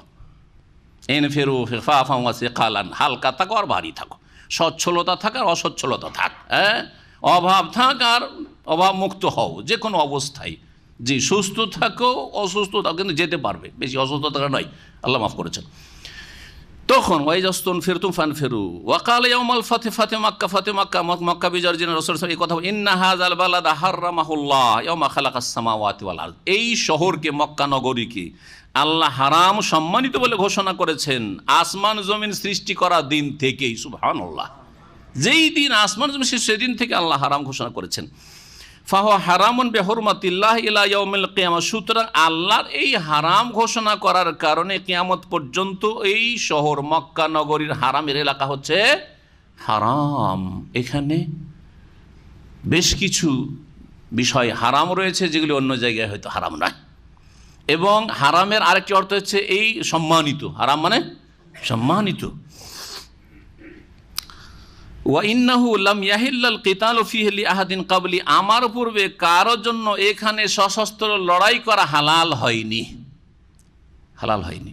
একমাত্র মক্কা বিজয়ের দিন মাত্র কয়েক ঘন্টার জন্য হালাল করা হয়েছিল, তাও মক্কা বিজয়ের দিন, তার আগেও হালাল ছিল না, আর তারপরে আবার কয়েক ঘন্টা পরে আবার লড়াই, মক্কা নগরীতে হারামের এলাকায় হারাম করে দেওয়া হয়েছে কিয়ামত পর্যন্ত। বলছেন এই কথা রাসূলুল্লাহ, ওয়ালাম ইয়াহিল্লালি ইল্লা ফি সাআতিন মিন নাহার, আমার জন্য দিনের কিছুক্ষণ হালাল করা হয়েছিল। সাআতুন, আজকাল সাআত মানে 1 ঘন্টা 60 মিনিটের, কিন্তু তখন তো আর এই 60 মিনিটের ঘন্টা চলে যাবে। সাআতুন মানে কিছু মুহূর্তের জন্য, কিছু সময়ের জন্য হালাল করা হয়েছিল। মক্কা বিজয় হতে যতক্ষণ সময় লেগেছে, আর খুব সহজে হয়ে গেছে। একটা শহরে বিজয় লাভ করবে কোনো দল মানব জাতির ইতিহাসে খুঁজে পাবেন না, আর মাত্র হাতে গোনা কয়েকজন হতাহত হবে। এইভাবে বিজয় লাভ করা কোনো মানুষের ইতিহাসে দেখাতে পারবেন না, একমাত্র মুহাম্মদুর রাসূলুল্লাহ সাল্লাল্লাহু আলাইহি ওয়াসাল্লাম, তার সাহাবায়ে কেরামদের এই মক্কা বিজয়ের ইতিহাস ছাড়া। যে মাত্র কয়েকজন হতাহত হয়েছে, যারা ছিল আগাছা, সুতরাং তাদের সাফ করা জরুরি ছিল আল্লাহর পক্ষ থেকে, তাই রাসূলুল্লাহ সাল্লাল্লাহু আলাইহি ওয়াসাল্লাম আল্লাহ করিয়েছেন। আর বাকি সবাইকে নিরাপত্তা দেওয়া হয়েছে। কাবা ঘরে ঢুকে যাও, ওমান দাখালাল হারামা ফাহুয়া আমিন, ওমান দাখালাল বাইতা ফাহুয়া আমিন, বাইতুল্লাহ যে ঢুকে পড়বে কাবা ঘরে সে হচ্ছে নিরাপদ। এমনকি ওমান দাখালা দারা আবু সুফিয়ান ফাহুয়া আমিন, এমনকি আবু সুফিয়ান এখনও কাফের হয়ে আছে, তার বাড়িতেও যদি কেউ ঢুকে যায় আশ্রয় নেওয়ার জন্য, সেও নিরাপদ। আবু সুফিয়ান খুশিতে বিশ্বাস হয় না তার যে আমি রসুলের সবচেয়ে বড় দুশ্মন, আর আমার বাড়িতে ঢুকলেও নিরাপত্তা। আশ্চর্য। আব্বাসকে বলছে যে তোমার ভাতিজা কি বলে কথা আমি বুঝলাম না। আব্বাস বুঝলে না, তোমার বাড়িতে ঢুকলেও নিরাপদ, কেউ মারতে পারবে না। তাই নাকি? মুহাম্মদের এত বড় শত্রু আর আমার বাড়িতে ঢুকলেও নিরাপদ? তাহলে তো দিন সত্য দিন। হ্যাঁ, খুন করতে চাই না, হ্যাঁ, বরং মানুষের খুন থেকে রক্ষা করতে চায়। তাহলে আমি ইসলাম গ্রহণ করবো, চলো তোমার ভাতিজার কাছে আমাকে কোন রকম করে নিয়ে চলো। সুবহানাল্লাহ। জি, ওমান দাখালা দারা উম্মে হানি ফাহুয়া আমিন, এমনকি উম্মে হানি এক মহিলার বাড়িতে কেউ যদি ঢুকে যায়, নবী করিম সাল্লাল্লাহু আলাইহি ওয়াসাল্লামের কে? উম্মে হানি বিনতে আবি তালিব, আবু তালিবের মেয়ে, আলী রাদিয়াল্লাহু তাআলা আনহর বোন উম্মে হানি রাদিয়াল্লাহু আনহা, ওর বাড়িতেও যদি ঢুকে যায় কেউ, আমিন, নিরাপদ। সুবহানাল্লাহ, সুবহানাল্লাহ। এই নজির মানব জাতির ইতিহাসে কোনো যুদ্ধে পাবেন না আপনি। লক্ষ লক্ষ লোক খুন করা ছাড়া কোনো বিজয় লাভ হয়নি, কোনো স্বাধীনতা লাভ হয়নি। দেখাতে পারবেন? কখনো দেখাতে পারবেন না আপনি। সুতরাং এটি হচ্ছে সারা বিশ্বের মুসলিম এবং অমুসলিমদের জন্য ইসলাম যে সত্য দিন, এর দাওয়াত। তাদেরকে দাওয়াত দিচ্ছি ইসলামের সুশীতল ছায়াতলে তার আশ্রয় নিক, এবং ইসলাম যে হক এই দিন কবুল করে নিক। তাদের দুনিয়ার সার্বিক কল্যাণ রয়েছে, আখিরাতে সার্বিক কল্যাণ রয়েছে। আল্লাহ যেন হিদায়াত দান করেন। ফাহুয়া হারামুন বিহুরমাতিল্লাহ ইলা ইয়াউমিল কিয়ামা লা ইউদাদু শাওকুহু। আরে কাঁটাতে কারো লাভ হয় না, কষ্ট হয়? কষ্ট হয়। তারপরেও মক্কার কাঁটাও কাটা যাবে না। শৌকাতুন মানে কাঁটা। মক্কায় কোথাও কাঁটা কণ্টকযুক্ত গাছ আছে, কাঁটাওয়ালা গাছ, ওটাও কাটা যাবে না। ওয়ালা ইউখতালা খালাহা, সেখানকার ঘাস, ওয়ালা ইউনাফারু সাইদুহু, আর সেখানকার শিকারী পশু পাখি মারা তো দূরের কথা, ধরা তো দূরের কথা, তাড়ানো যাবে না। যেখান থেকে তাড়িয়ে দিই ওইদিকে আরাফার দিকে বা কোথাও হারামের এলাকা থেকে বাইরে গেলে ধরবো, এটাও করা যাবে না। ওয়ালায়ুল তাকাত লোকতা তহু, আর সেখানকার হারিয়ে যাওয়া বস্তু উঠিয়ে পকেটে ঢোকানো যাবে না। ইল্লা মান আররাফা, তবে ওই ব্যক্তি উঠাতে পারবে হারিয়ে যাওয়া বস্তু, পড়ে থাকা বস্তু, যে সারা জীবন ঘোষণা করতে পারবে। মান আররাফা, সারা বিশ্বের সমস্ত জায়গার হারিয়ে যাওয়া বস্তুর জন্য কতদিন ঘোষণা করতে হবে? কতদিন? 1 বছর। আর রে ফাসানা, দাম্মামে হোক আর জিদ্দাই হোক আর তায়েফে হোক, মক্কার হদুদের বাইরে, সারা পৃথিবী আর বাংলাদেশে হোক, কোনো কিছু হারিয়ে যাওয়া মূল্যবান বস্তু পেয়েছেন, কতদিন ঘোষণা করতে হবে? 1 বছর বাস। আর তারপরে ফাসানো কাবে, তোমার ইচ্ছা, দান খায়রাত করবে না কি করবে না নিজে ব্যবহার করবে, ফাসানো কাবে হানবিসান বলেছেন। কিন্তু এখানকার ইল্লা মান আররাফা, সারা জীবন যে ঘোষণা করতে পারবে, আর সারা জীবন বাইরের লোক ঘোষণা করতে পারবে না, এমনকি ওখানকার লোকেরও মুশকিল। সুতরাং সেখানে হারিয়ে যাওয়া বস্তুর অফিস মাকতাবুল মাফকুদাত আছে, সেখানে গিয়ে জমা দিয়ে দেন। ওয়ালা ইউখতালা খালাহা, এবং সেখানকার ঘাসও কাটা যাবে না। ঘাসের দরকার গবাদি পশুর জন্য, তাও কাটা যাবে না। ফাকাল আব্বাস, আব্বাস রাদিয়াল্লাহু তাআলা রাসূলুল্লাহ চাচা, বড় শ্রদ্ধাভাজন মানুষ, ইয়া রাসূলুল্লাহ, হে আল্লাহ রাসূল, ভাতিজাকে বলছেন, ইল্লাল ইজখির, ইজখিরটার তো অনুমতি দেন, আর ইজখির ছাড়া তো আমাদের চলবে না সংসার। ফাইন্নাহু লিকাইনিহিম ওয়া লিবুয়ুতিহিম, কারণ এই ইজখির ঘাস শুকিয়ে সেটা কামারশালাতে ব্যবহার করা। কামারশালা বুঝেন তো? হ্যাঁ, আরে কামারের দোকান যেখানে লোহা টোহা পোড়ানো হয়, তো এখন লোহা পোড়ানোর জন্য আমাদের দেশে কি ব্যবহার হয়? কয়লা, কয়লা ব্যবহার হয়। এখানে কয়লা কোথায় পাবে? তখন কি দরকার? এই ইজখের ঘাসের দরকার, এটা না হলে তো চলবে না। ওলে বইউতে, এবং আমাদের ঘরের ছাউনির জন্য, মক্কার ঘরের ছাউনি হচ্ছে ইজখের ঘাস। যদি না অনুমতি না কাটতে পারি তো বিনা ঘরে বসবাস করতে হবে খোলা আকাশে। নবী সাল্লাল্লাহু আলাইহি ওয়াসাল্লামের কাছে যখন এই দরখাস্ত করলেন চাচা, বলে ফাকালা, নবী সাল্লাল্লাহু আলাইহি ওয়াসাল্লাম বলেন ইল্লাল ইজখের, হ্যাঁ ঠিক আছে, তাহলে ইজখেরটা চলবে। মনে রাখবেন এখানে মাসালা ভালো করে যায়, না হলে অস্পষ্ট থেকে যাবে। যদি মক্কায় নিজেই চাষাবাদ করেন, মক্কায় হারামের এলাকাতে কি করেছেন, নিজে চাষাবাদ করে ফসল করেছেন, আপনি লাগিয়েছেন, তাহলে কাটতে পারবেন। এই ক্ষেত্রে কাটতে পারবেন, অসুবিধা নেই। কোনগুলো তাহলে কাটা নিষেধ? যেগুলি মানুষের মেহনত ছাড়া এমনিতেই জন্মে গেছে, হ্যাঁ, ঘাস হোক অথবা অন্য কোনো গাছপালা হোক, এমনিতে জন্মায়, সেগুলি কাটা যাবে না, সেগুলি কাটা যাবে না। জি, এই মর্মে অনেকগুলি হাদিস রয়েছে, সময় স্বল্পতার জন্য একটি হাদিস যথেষ্ট, যে মক্কা হচ্ছে আল বালাদুল হারাম। জি, মহান আল্লাহ তারপর ইরশাদ করছেন, এখন হজের আয়াত দেখেন, ওয়ালিল্লাহি আলান নাসি হিজ্জুল বাইতি মান ইসতাতা ইলাইহি সাবিলা ওয়া মান কাফারা ফাইন্নাল্লাহা গানিয়ুন আনিল আলামিন। এই আয়াত নম্বর 97। এই আয়াতের এই অংশটুকু দিয়ে মহান আল্লাহ বাইতুল্লাহর হজকে মুসলিম উম্মতের যারা এই শর্তগুলি হজের পুরা করতে পারবে তাদের উপর ফরজ করেছেন। হজ ফরজ করেছেন। হজ ফরজ করার আয়াত হচ্ছে এই আয়াত, ভালো করে মনে রাখবেন। মহান আল্লাহ বলছেন ওয়ালিল্লাহি, আল্লাহর জন্য। প্রথম শর্ত হচ্ছে হজ কার জন্য হইতে হবে? আল্লাহর জন্য, দুনিয়ার কোনো গরজে নয়। মানুষ বহু গরজে হজ করে, দেশের অনেক মানুষ হজ করে, এত টাকা পয়সা যদি হজ না করি তো সমাজের লোক কি বলবে, সুতরাং হজে সেজেছে, বুঝছেন না? আবার দেশে তো হাজি টাইটেলটা একটা বড় টাইটেল, তাই না? নামাজ সারা জীবন যদি তাহাজ্জুদও পড়ে, নামাজি বলে নামাজি ভাই, কেউ ডাকে নাকি? নামাজি সাহেব তো ডাকে তো বলবে যে ঠাট্টা মস্কারা করছে, ঠিক না? এটা বুঝে আবার যে নামাজি সাহেব বলে ডাকলে আমাকে কি উপহাস করা হয়। হাজি সাহেব, খুশির শেষ নাই। আরে বাপরে বাপ, বিশাল ব্যাপার সব, হাজি সাহেব হয়েছে। জাকাতি সাহেব, জাকাত দিয়ে এসছে, আছে জাকাত প্রতি বছর দেয়, হজ তো জীবনে একবার করেছে, তারপরে জাকাতি সাহেব বলে ডাকা হয় না। প্রতি বছর 30টা করে রোজা রাখে, তারপরেও রোজাদার সাহেব ডাকে না। কালেমা সাহেব, কালেমা পড়ে, কালেমা সাহেব আছে, কিন্তু হাজি সাহেব এখানে বিদাতি কথা, বিদাতি ভাষা। হাজি সাহেব বলে খুশি হবেন না, মানা করবেন, নিষেধ করবেন হাজি বলতে। কোন কথা হলো যে হাজি সাহেব? জি, বলে হাজ হাজ হাজ। অর্থাৎ আরবের কিছু মেশরে আবার আছে, মেশরের ট্র্যাডিশনটা ভারত, বাংলাদেশ, পাকিস্তানের লোকেরা নিয়েছে, কথা বুঝছেন না? এই সুর সারগুলো ওখান থেকে নিয়েছে। তারপরে ওই কোরআন তেলাওয়াতের বিদাতে, কোরআন তেলাওয়াত সাথে থামলে সাদাকাল্লাহুল আজিম বলতে হবে, এগুলো ওই মেশর থেকে নিয়েছে। যত খারাপগুলো মেশরতে, ভালোগুলো নেওয়ার তৌফিক হয়নি। এই হাজি নাম মেখুশি, সেই জন্য আবার হাজি নাম দিয়ে ব্যবসা ভালো চালানো যায়। যারা বিজনেসম্যান, হ্যাঁ, মানুষকে ধোকা দেওয়ার জন্য হাজি সাহেব হজ করে এসে মিথ্যা কথা বলতে পারে, হজ করে এসে স্বর্ণের ব্যবসা করে, হজ করে এসে হোলসেল ব্যবসা করে, সবাই বিশ্বাস করে। একটা কথা বলে দিলে সব বিশ্বাস করে। হজ করে এসে কত যে হারাম ব্যবসা করছে, কিন্তু হাজি সাহেব কি আর এই অন্যায় করতে পারে? জি, হাজি সাহেবকে আর মিথ্যা কথা বলতে পারে? এই হজ দিয়ে সে দুনিয়া ইনকাম করছে। প্রবাসীরা অনেকে দুনিয়ার গরজে হজ করে। এতদিন থাকলাম সৌদি আরবে, যদি হজ না করি গ্রামে গেলে কত যে প্রশ্নের সম্মুখীন হব।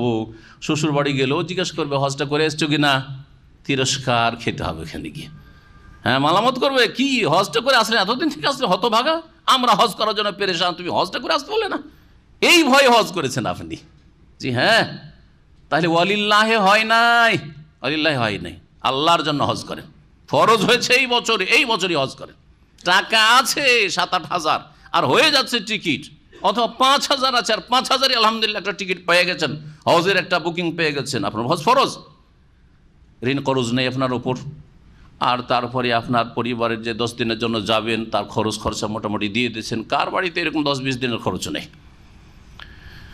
হজ ফরজ, কত লোকের উপর হজ ফরজ আছে। সুতরাং চিন্তা করুন এবং তাড়াতাড়ি হজ করে। যত বিলম্ব করছেন তত জটিলতা আসছে। 2005 সালে মাত্র 1,500-এ সহজভাবে হজ, বড় এর মধ্যে অনেক লোক ফ্রি। কত লোক যে ফ্রি হজ করেছে আল্লাহ ভালো জানে। জি হ্যাঁ, এর এখন সেই হজ 8-10 হাজার টাকাতেও চান্স পাওয়া যায় না।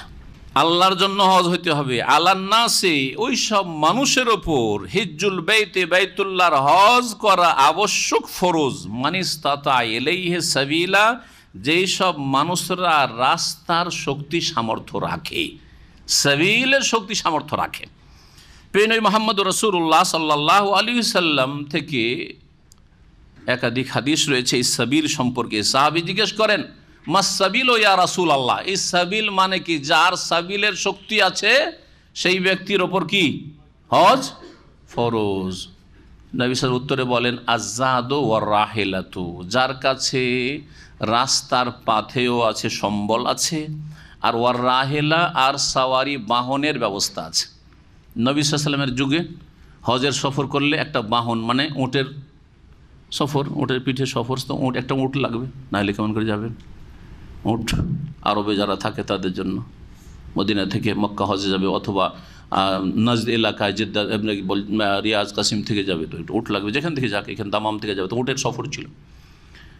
রাহেলা আর জাত, যাওয়া খরচ, আসা ফিরা খরচ, আর ওখানে গিয়ে থাকা খাওয়া খরচ, ওখানে গিয়ে খাওয়া দাওয়া করবো, এই খরচ, এই জাত পাথিও। কিছু লোকেরা চলে আসতো খালি হাতে, আল্লাহ ভরসা করে খালি হাতে হজে চলে আসতো। ইয়ামান থেকে আসতো এক শ্রেণীর লোকেরা। আর আসার পরে পেটে যখন অভাব হয় তখন স্বভাব নষ্ট হয়ে যায়, তাই না? অভাবের স্বভাব নষ্ট, জানা আছে তো না? অনেক লোকেরই অভাবের স্বভাব নষ্ট হয়। তো এদের অভাবের স্বভাব নষ্ট হয়ে যেত, আসতো আল্লাহ ভরসা বলে, আর আসার পরে পেটে যখন ক্ষুধা লাগতো মেনা, আরাফা, মুজদালিফা ভিক্ষা করা শুরু করতো। আল্লাহ আয়াত নাযিল করলেন, ওয়াতাযাওয়াদু ফাইন্না খায়রাজ যাদি তাকওয়া, তোমরা সম্বল নিয়ে হজে আসিও, হ্যাঁ, খাওয়া খরচ নিয়ে হজে আসিও। আর সবচেয়ে উত্তম উৎকৃষ্ট জাদ পাথেয় হচ্ছে আত্তাকওয়া, আল্লাহ ভীরুত। আল্লাহকে যদি ভয় করো তাহলে কারো সামনে ভিক্ষা করতে পারবে না। আমি নিজে করে খাবো, সুস্থ মানুষ, নিজে খেটে খাবো, মেহনত করে খাবো, নিজে আমি চাকরি করে খাবো, কেন চাইবো কারো কাছে? কেন কারো কাছে কালেকশন করে মসজিদ করবো? আমি নিজের পয়সাতে মসজিদ করব। কেন এই কালেকশনের ধান্দা করবো যে এই কালেকশন এই সেই? দেখছেন না আজকাল দুর্নীতি, কার রোগের চিকিৎসার নামে কালেকশন, আর কার গরিবের পাশে দাঁড়ানোর নামে কালেকশন, কার বাড়ি তৈরি করে দেওয়ার নামে কালেকশন, আর কালেকশন করে ব্যাংক ভর্তি হয়ে গেছে। ব্যাংকে কত ব্যাংকে যে টাকা রেখেছে আল্লাহ জানে, ধরা খাচ্ছে। আলহামদুলিল্লাহ, যারা ধরছে এদেরকে আল্লাহ তাদের যা খায়ের দান করে। জি, এই ছিল আয়াত। ওয়ামান কাফারা, আল্লাহ বলছেন যে যারাই কুফরি করবে। মুফাসসিরিনগণ বলছেন যে হজের আয়াতের পরে আল্লাহ বলছেন ওমান কাফারা, হজ ফরজ কার ওপর আল্লাহ বলে দিলেন, তারপরে বলছেন ওমান কাফারা, এ কথা বললেন যে হজ করবে না। প্রসঙ্গত হজ, তাহলে এর দ্বারা কি বোঝা গেল? যে হজ কেউ যদি অস্বীকার করে যে হজ করব না, হজ করতে পারবো না আমি, অথচ তার হজ করার সামর্থ্য আছে, পয়সা আছে, হজ করে এত টাকা খরচ করে কি হবে, গরিব মিসকিনকে দিয়ে দেবো, আমার আত্মীয় স্বজনকে দিয়ে দেবো, এই যদি করে তাহলে সেটা কি হয়ে যাবে? কাফারা হয়ে যাবে, সে কাফের হয়ে যাবে। অস্বীকার করলে বড় কাফের হবে, আর অবহেলা করে ছেড়ে দিলে সেটা ছোট কুফরি হবে, বড় ফাসিকি হবে। ভালো করে শুনে না, ইসলাম থেকে বের হবে না, কিন্তু ছোট কুফরি যেটা হচ্ছে বড় ফাসিকি, কবিরা গুনাহ হবে। যারা হজ করতে পারবে অথচ করলো না, আর খালি হাতে চলে গেল, হজ না নিয়ে চলে গেল, তারা বড় ফাসিক। আর যদি কেউ অবহেলা, অস্বীকার, না না না হজ করব না, হজ না করে আমি একটা শহরে বাড়ি করি, অথচ গ্রামে বাড়ি আছে, থাকার মতো জায়গা আছে তার, হ্যাঁ, হজ না করে একটা বড় বিজনেসের ব্যবস্থা করি, এই টাকাটা ওখানে লাগবে, এদের অজ্ঞতা। হজ করলে আরও বরকত হয়। হজে উমরাতে যেসব টাকা পয়সা বান্দা মানুষ খরচ করে, তার উত্তম বিকল্প আল্লাহ দুনিয়াতে দেন। এই মর্মে স্পষ্ট হাদিস রয়েছে। ইয়ানি ফিয়ানিল ফাকরা ও জুনুব, হজ উমরা কি করে? ফাকর, দারিদ্র মোচন করে, দূর করে, ও জুনুব, আর গুনাহকে সাফ করে দেয়, নিশ্চিহ্ন করে। সুতরাং কখনো ভাববেন না যে হজে এত টাকা খরচ করলাম, উমরাতে এত টাকা খরচ করলাম, দরকারটা কি? 5 বছরে একটা উমরা যাই না, 1 বছর 2 বছর উমরাই যাই না, অথচ 80 টাকা 100 টাকাতে একটা উমরা হয়। বরকত হবে। হজ করুন, বেশি বেশি উমরা করুন, আল্লাহ যেন তৌফিক দান করেন। ওমান কাফারা, যে অস্বীকার করবে যে হজ আমি করব না, ফাইন্নাল্লাহা গানিয়ুন আনিল আলামিন, তার জেনে রাখা উচিত যে আল্লাহ বিশ্ববাসী, বিশ্ব জাহান হতে অমুখাপেক্ষী। কারো আল্লাহ ধার ধারে না যে হজ না করলে আল্লাহর সার্বভৌমত্বে ত্রুটি হয়ে যাবে, আল্লাহ রাব্বুল আলামিন কমজোর হয়ে যাবেন, আল্লাহর দিন কমজোর হয়ে যাবে, তোমরা নিজেকে ক্ষতিগ্রস্ত করবে এবং নিজে কাফের বলে পরিগণিত হবে। ওমান কাফারা। হজ কতবার ফরজ? জীবনে একবার ফরজ। রাসূলুল্লাহ সাল্লাল্লাহু আলাইহি ওয়াসাল্লাম, হাদিস সহিহ মুসলিমে রয়েছে, একবার খুতবা দিলেন। খুতবা দিলেন মানে বক্তব্য করলেন, তাই না? খুতবা মানে কি? বক্তব্য। বক্তব্য শ্রোতা যে ভাষায় বুঝে সেই ভাষায় হয় না, আরবিতেই শুধু হয়। তো খুতবা আমাদের দেশের জুমা আর ঈদের খুতবা আরবি ছাড়া কেন হয় না? আমি যদি এখানে আরবিতে আপনাদেরকে 10 থেকে 15 মিনিট যদি লেকচার দিই, তো একজন কেউ শুনবে না, সব বিরক্ত হয়ে ধীরে ধীরে টান দেবেন, গোছকিতে শুরু করবেন, ঠিক না? তাহলে খুতবা মানে খেতাব করা, সম্বোধন করা, অ্যাড্রেস করা। আর সম্বোধন হয় শ্রোতাদের ভাষায়, উপস্থিতির ভাষায়। যেই ভাষা আপনারা বলছেন সেই ভাষাই খুতবা হইতে হবে। যেই দেশের লোক যেই ভাষা বুঝে মেজরিটি, সেই ভাষাতে সেখানকার খুতবা, জুমা হোক অথবা ঈদের খুতবা হোক অথবা বক্তব্যের লেকচারের খুতবা হোক, তাহলে লোকেরা কিছু শিখবে, বুঝবে, পরিবর্তন তাদের হবে। আর এই 52 আরবির মন্ত্রের খুতবা কিয়ামত পর্যন্ত যদি শুনতে থাকে, কোনো সংশোধন হবে না। তো ওরা ওইটাই ভাবে যে হিন্দুদের যেমন মন্ত্রতন্ত্র বেদের ভাষা পড়ে তাদের মন্দিরে, হিন্দুরা কেউ বেদ বুঝে না। হ্যাঁ, তাদের ওই সাধু ছাড়া অথবা সেই সন্ন্যাসী অথবা সেই ব্রাহ্মণ ছাড়া অন্য কেউ বুঝে না। ঠিক ওই রকমই আমাদের ইসলাম ধর্মকে করে ফেলেছে বিদাতি মোল্লারা। জনগণ ইসলাম বুঝার দরকার নাই, কারণ চোখ খুলে যাবে, তখন আমাদের ইনকাম সোর্স কমে যাবে। সুতরাং ওই চোখটা খুলবো না, অন্ধ হয়ে থাক আর এসব ভক্ত হয়ে থাক, আর যা বলছি তাই আরবিতে শোনো, নামাজটা পড়ো, চলে যাও, বুঝো আর না বুঝো, বুঝা দরকার নেই। জি, আউযুবিল্লাহ। কিয়ামতের দিন বুঝবে যারা এই বিভ্রান্তিতে মানুষকে রেখেছে। রাসূলুল্লাহ সাল্লাল্লাহু আলাইহি ওয়াসাল্লাম খুতবা দিলেন আর বললেন, ফাকালা ইয়া আইয়ুহান নাস, হে মানব সকল, কাদ ফরিজা আলাইকুমুল হাজ্জা, তোমাদের হজকে ফরজ করা হয়েছে। হজকে কি করা হয়েছে?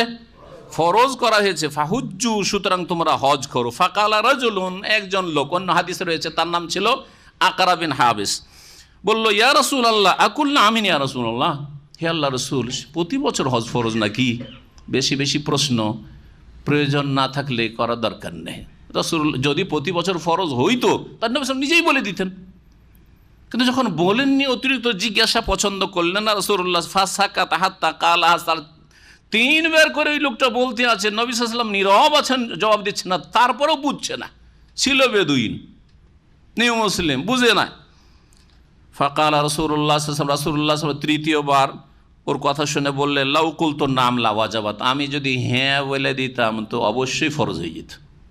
হ্যাঁ বলে দিলে ফরজ। ফরজ করা আল্লাহর কাজ না রাসূলের কাজ? সাল্লাল্লাহু আলাইহি ওয়াসাল্লাম আল্লাহর কাজ। তো নবী সাল্লাল্লাহু আলাইহি ওয়াসাল্লাম হ্যাঁ বলে দিলে কি করে ফরজ হইতে পারে? জি, এর ব্যাখ্যা রয়েছে। একটি ব্যাখ্যা হচ্ছে যে রাসূলুল্লাহ সাল্লাল্লাহু আলাইহি ওয়াসাল্লাম আল্লাহর পক্ষ থেকে প্রেরিত, তাই না? তিনি রাসূল, আল্লাহর নিকটে রাসূলুল্লাহ সাল্লাল্লাহু আলাইহি ওয়াসাল্লামের বড় মর্যাদা আছে, আছে না নেই? রাসূলুল্লাহ সাল্লাল্লাহু আলাইহি ওয়াসাল্লাম যদি নিজের পক্ষ থেকে বলেই দিতেন হ্যাঁ, তার মর্যাদা রক্ষা করার জন্য আল্লাহ সেটাকে সাব্যস্ত রেখেই দিতেন। জি, যেমন আমরা বিভিন্ন প্রতিষ্ঠানে করি, কফিল তার general manager Bangladesh, general manager একটা সিদ্ধান্ত নিয়ে নিয়েছে যে অমুককে কী করে দিই, এক্সিট করে দিই, হ্যাঁ, অথবা অমুককে এক্সিটটাকে ক্যান্সেল করে দিই, না এক্সিট না, ওকে রাখবো। মালিক কিন্তু বলেছে এক্সিট করে দাও, বা মালিক কিছু তার সাধারণ আইন কানুন আছে, ওই আইন কানুনের আওতাতে ও এক্সিট পাওয়ার যোগ্য, কিন্তু ওকে রেখে দিল, সেই পার্সোনাল ম্যানেজার অথবা অন্য কোনো ম্যানেজার রেখে দিল। মালিক এসে হ্যাঁ, এই ম্যানেজার যে রেখে দিয়েছে, যেটা পছন্দনীয় না হইলেও অনেক সময় কি করে, চলো তুমি যখন করে দিয়েছো তো আমি ওটাকে কি রাখলাম, সাব্যস্ত রাখলাম, করে না? করে না? কিসের জন্য? কারণ যদি তোমার এই সিদ্ধান্তের উল্টো আমি করি তো তোমার কি হবে, মানহানি হবে, মান সম্মান নষ্ট হবে, হবে না? হয় অপদস্থ হবে না? তখন ওই লোকের কাছে অপদস্থ যে দেখো দেখো এই কাজটা করলো কিন্তু আমাকে রাখতে পারলো না, অথবা এই এক্সিট লাগাইতে চেয়েছিল, খুব খুশি হবে, তুই এক্সিট লাগাইতে চেয়েছিলি, দেখ হ্যাঁ তোর কাজ হইল না, তাই না? অপদস্থ হবে। তো আল্লাহ রাব্বুল আলামিন রাসূলুল্লাহ সাল্লাল্লাহু আলাইহি ওয়াসাল্লাম যদি বলেও দিতেন নিজের পক্ষ থেকে, তবু আল্লাহ ফরজ করে দিতেন, এটা একটা ব্যাখ্যা। আর আরেকটা হচ্ছে রাসূলুল্লাহ সাল্লাল্লাহু আলাইহি ওয়াসাল্লাম হ্যাঁ বলতেন তো ওহির মাধ্যমে হ্যাঁ বলতেন, আল্লাহর পক্ষ থেকে ওহি আসেনি, সেজন্য তিনি হ্যাঁ বলেননি। তারপরে বললেন যে ওয়ালা ওয়াজাবাত, আর যদি ফরজ হয়ে যেত, ওয়ালাম মাস্তাতাতুম বা লামা কুমতুম বিহা, তাহলে এই প্রতি বছর হজ তোমরা কখনো করতে পারতে না, সম্ভব ছিল না। যাই হোক, হাদিস লম্বা আছে, আর ওইদিকে যাচ্ছে না, তাফসীরের দিকে আগে বাড়ে। মহান আল্লাহ তারপরে বলছেন কুল ইয়া আহলাল কিতাব, হে আহলে কিতাব, লিমা তাকফুরুনা বিআয়াতিল্লাহ, তোমরা কেন আল্লাহর আয়াতসমূহকে অস্বীকার করছো, অমান্য করছো, ওয়াল্লাহু শাহিদুন আলা মা তা'মালুন, তোমরা যা কিছু করো সে সম্পর্কে আল্লাহ রাব্বুল আলামিন প্রত্যক্ষদর্শী বা সাক্ষী। কুল ইয়া আহলাল কিতাব, হে নবী আরও বলে দাও, হে কিতাবধারীগণ, লিমা তাসুদ্দুনা আন সাবিলিল্লাহ, আল্লাহর রাস্তায় চলতে কেন বাধা সৃষ্টি করছো, মান আমানা, যারা বিশ্বাসী তাদেরকে, মান আমানা এটা হচ্ছে মফউল, আরবি গ্রামারে যারা বোঝেন, লিমা তাসুদ্দুনা আন সাবিলিল্লাহ মান আমানা, যারা ঈমান নিয়ে এসেছে, ইসলাম গ্রহণ করেছে তাদেরকে বা করছে, তাদেরকে আল্লাহর রাস্তায় চলতে কেন বাধা দান করছো? কারণ ইহুদিরা বিভ্রান্ত করতো, মক্কার মুশরিকরা, আরও মুশরিকরা কাফেররা বিভ্রান্ত করতো। শুধু সেই যুগে না, এখনও কেউ মুসলিম হলে কি করে, কাফেররা আশেপাশে যারা আছে প্রতিবেশী বা রুমমেট কি করে, বিভ্রান্ত করে, কেন তুই মুসলিম হবি, হ্যাঁ, তার রাস্তাকে সংকীর্ণ করার চেষ্টা করে, তাকে সেখান থেকে ফিরাবার চেষ্টা করে। এমনকি মুসলিম সমাজের ফাসিক পাপীরা যদি কেউ নামাজি হয়ে যায়, বেনামাজি বানাবার জন্য চেষ্টা করে, হ্যাঁ রে কখন তুই মোতা হয়ে গেলি রে, হ্যাঁ কখন তুই মুসল্লি হয়ে গেলি তুই, হ্যাঁ এতদিন তো এইসব নামাজ টামাজ দেখিনি, কি ব্যাপার সবার তোর, হ্যাঁ আস্তাগফিরুল্লাহ, এগুলি বলাই দুর্বল ইমান, নতুন নতুন নামাজটা ধরেছে নিউ মুসলিমের মতো, ও দেখবে যে ব্যাপার সবার খারাপ, সবাই শুধু ক্রিটিসাইজ করে, হ্যাঁ বাদ দে, তাই না, বাদ দে। জি, আল্লাহ রাস্তায় বাধা সৃষ্টি করা শুধু কাফের করে না, মুসলিম সমাজে হাজার হাজার লোক বাধা সৃষ্টি করছে। দাড়ি নিয়ে চললে যদি কষ্ট দেয় দাড়ির কারণে, এটা আল্লাহ রাস্তায় চলতে বাধা সৃষ্টি করা। যেসব নেতারা অথবা নেতাদের যারা কর্মকর্তা রয়েছে প্রশাসনে, কেউ যদি শুধু দাড়ির জন্য তাকে হ্যাস্ত করে, তাহলে আল্লাহ রাস্তায় চলতে বাধা সৃষ্টি করা। ভালো করে মনে রাখেন, লিমা তাসুদ্দুনা আন সাবিলিল্লাহ। দুর্বল ইমানের হাজার হাজার লোক দাড়ি ছোট হয়ে গেছে, নয় দাড়ি সাফ করে ফেলেছে, চলে গেছে ওখানে, পরীক্ষা ফেল, ওগুলো দুনিয়া আখেরাতকে খারাপ করেছে। কিন্তু এই দুনিয়া আখেরাত তারাও খারাপ করেছে, আর তাদেরকে যারা খারাপ করেছে তারাও এর গুনহার বোঝা, পাপের বোঝা উঠাবে আল্লাহর দিন।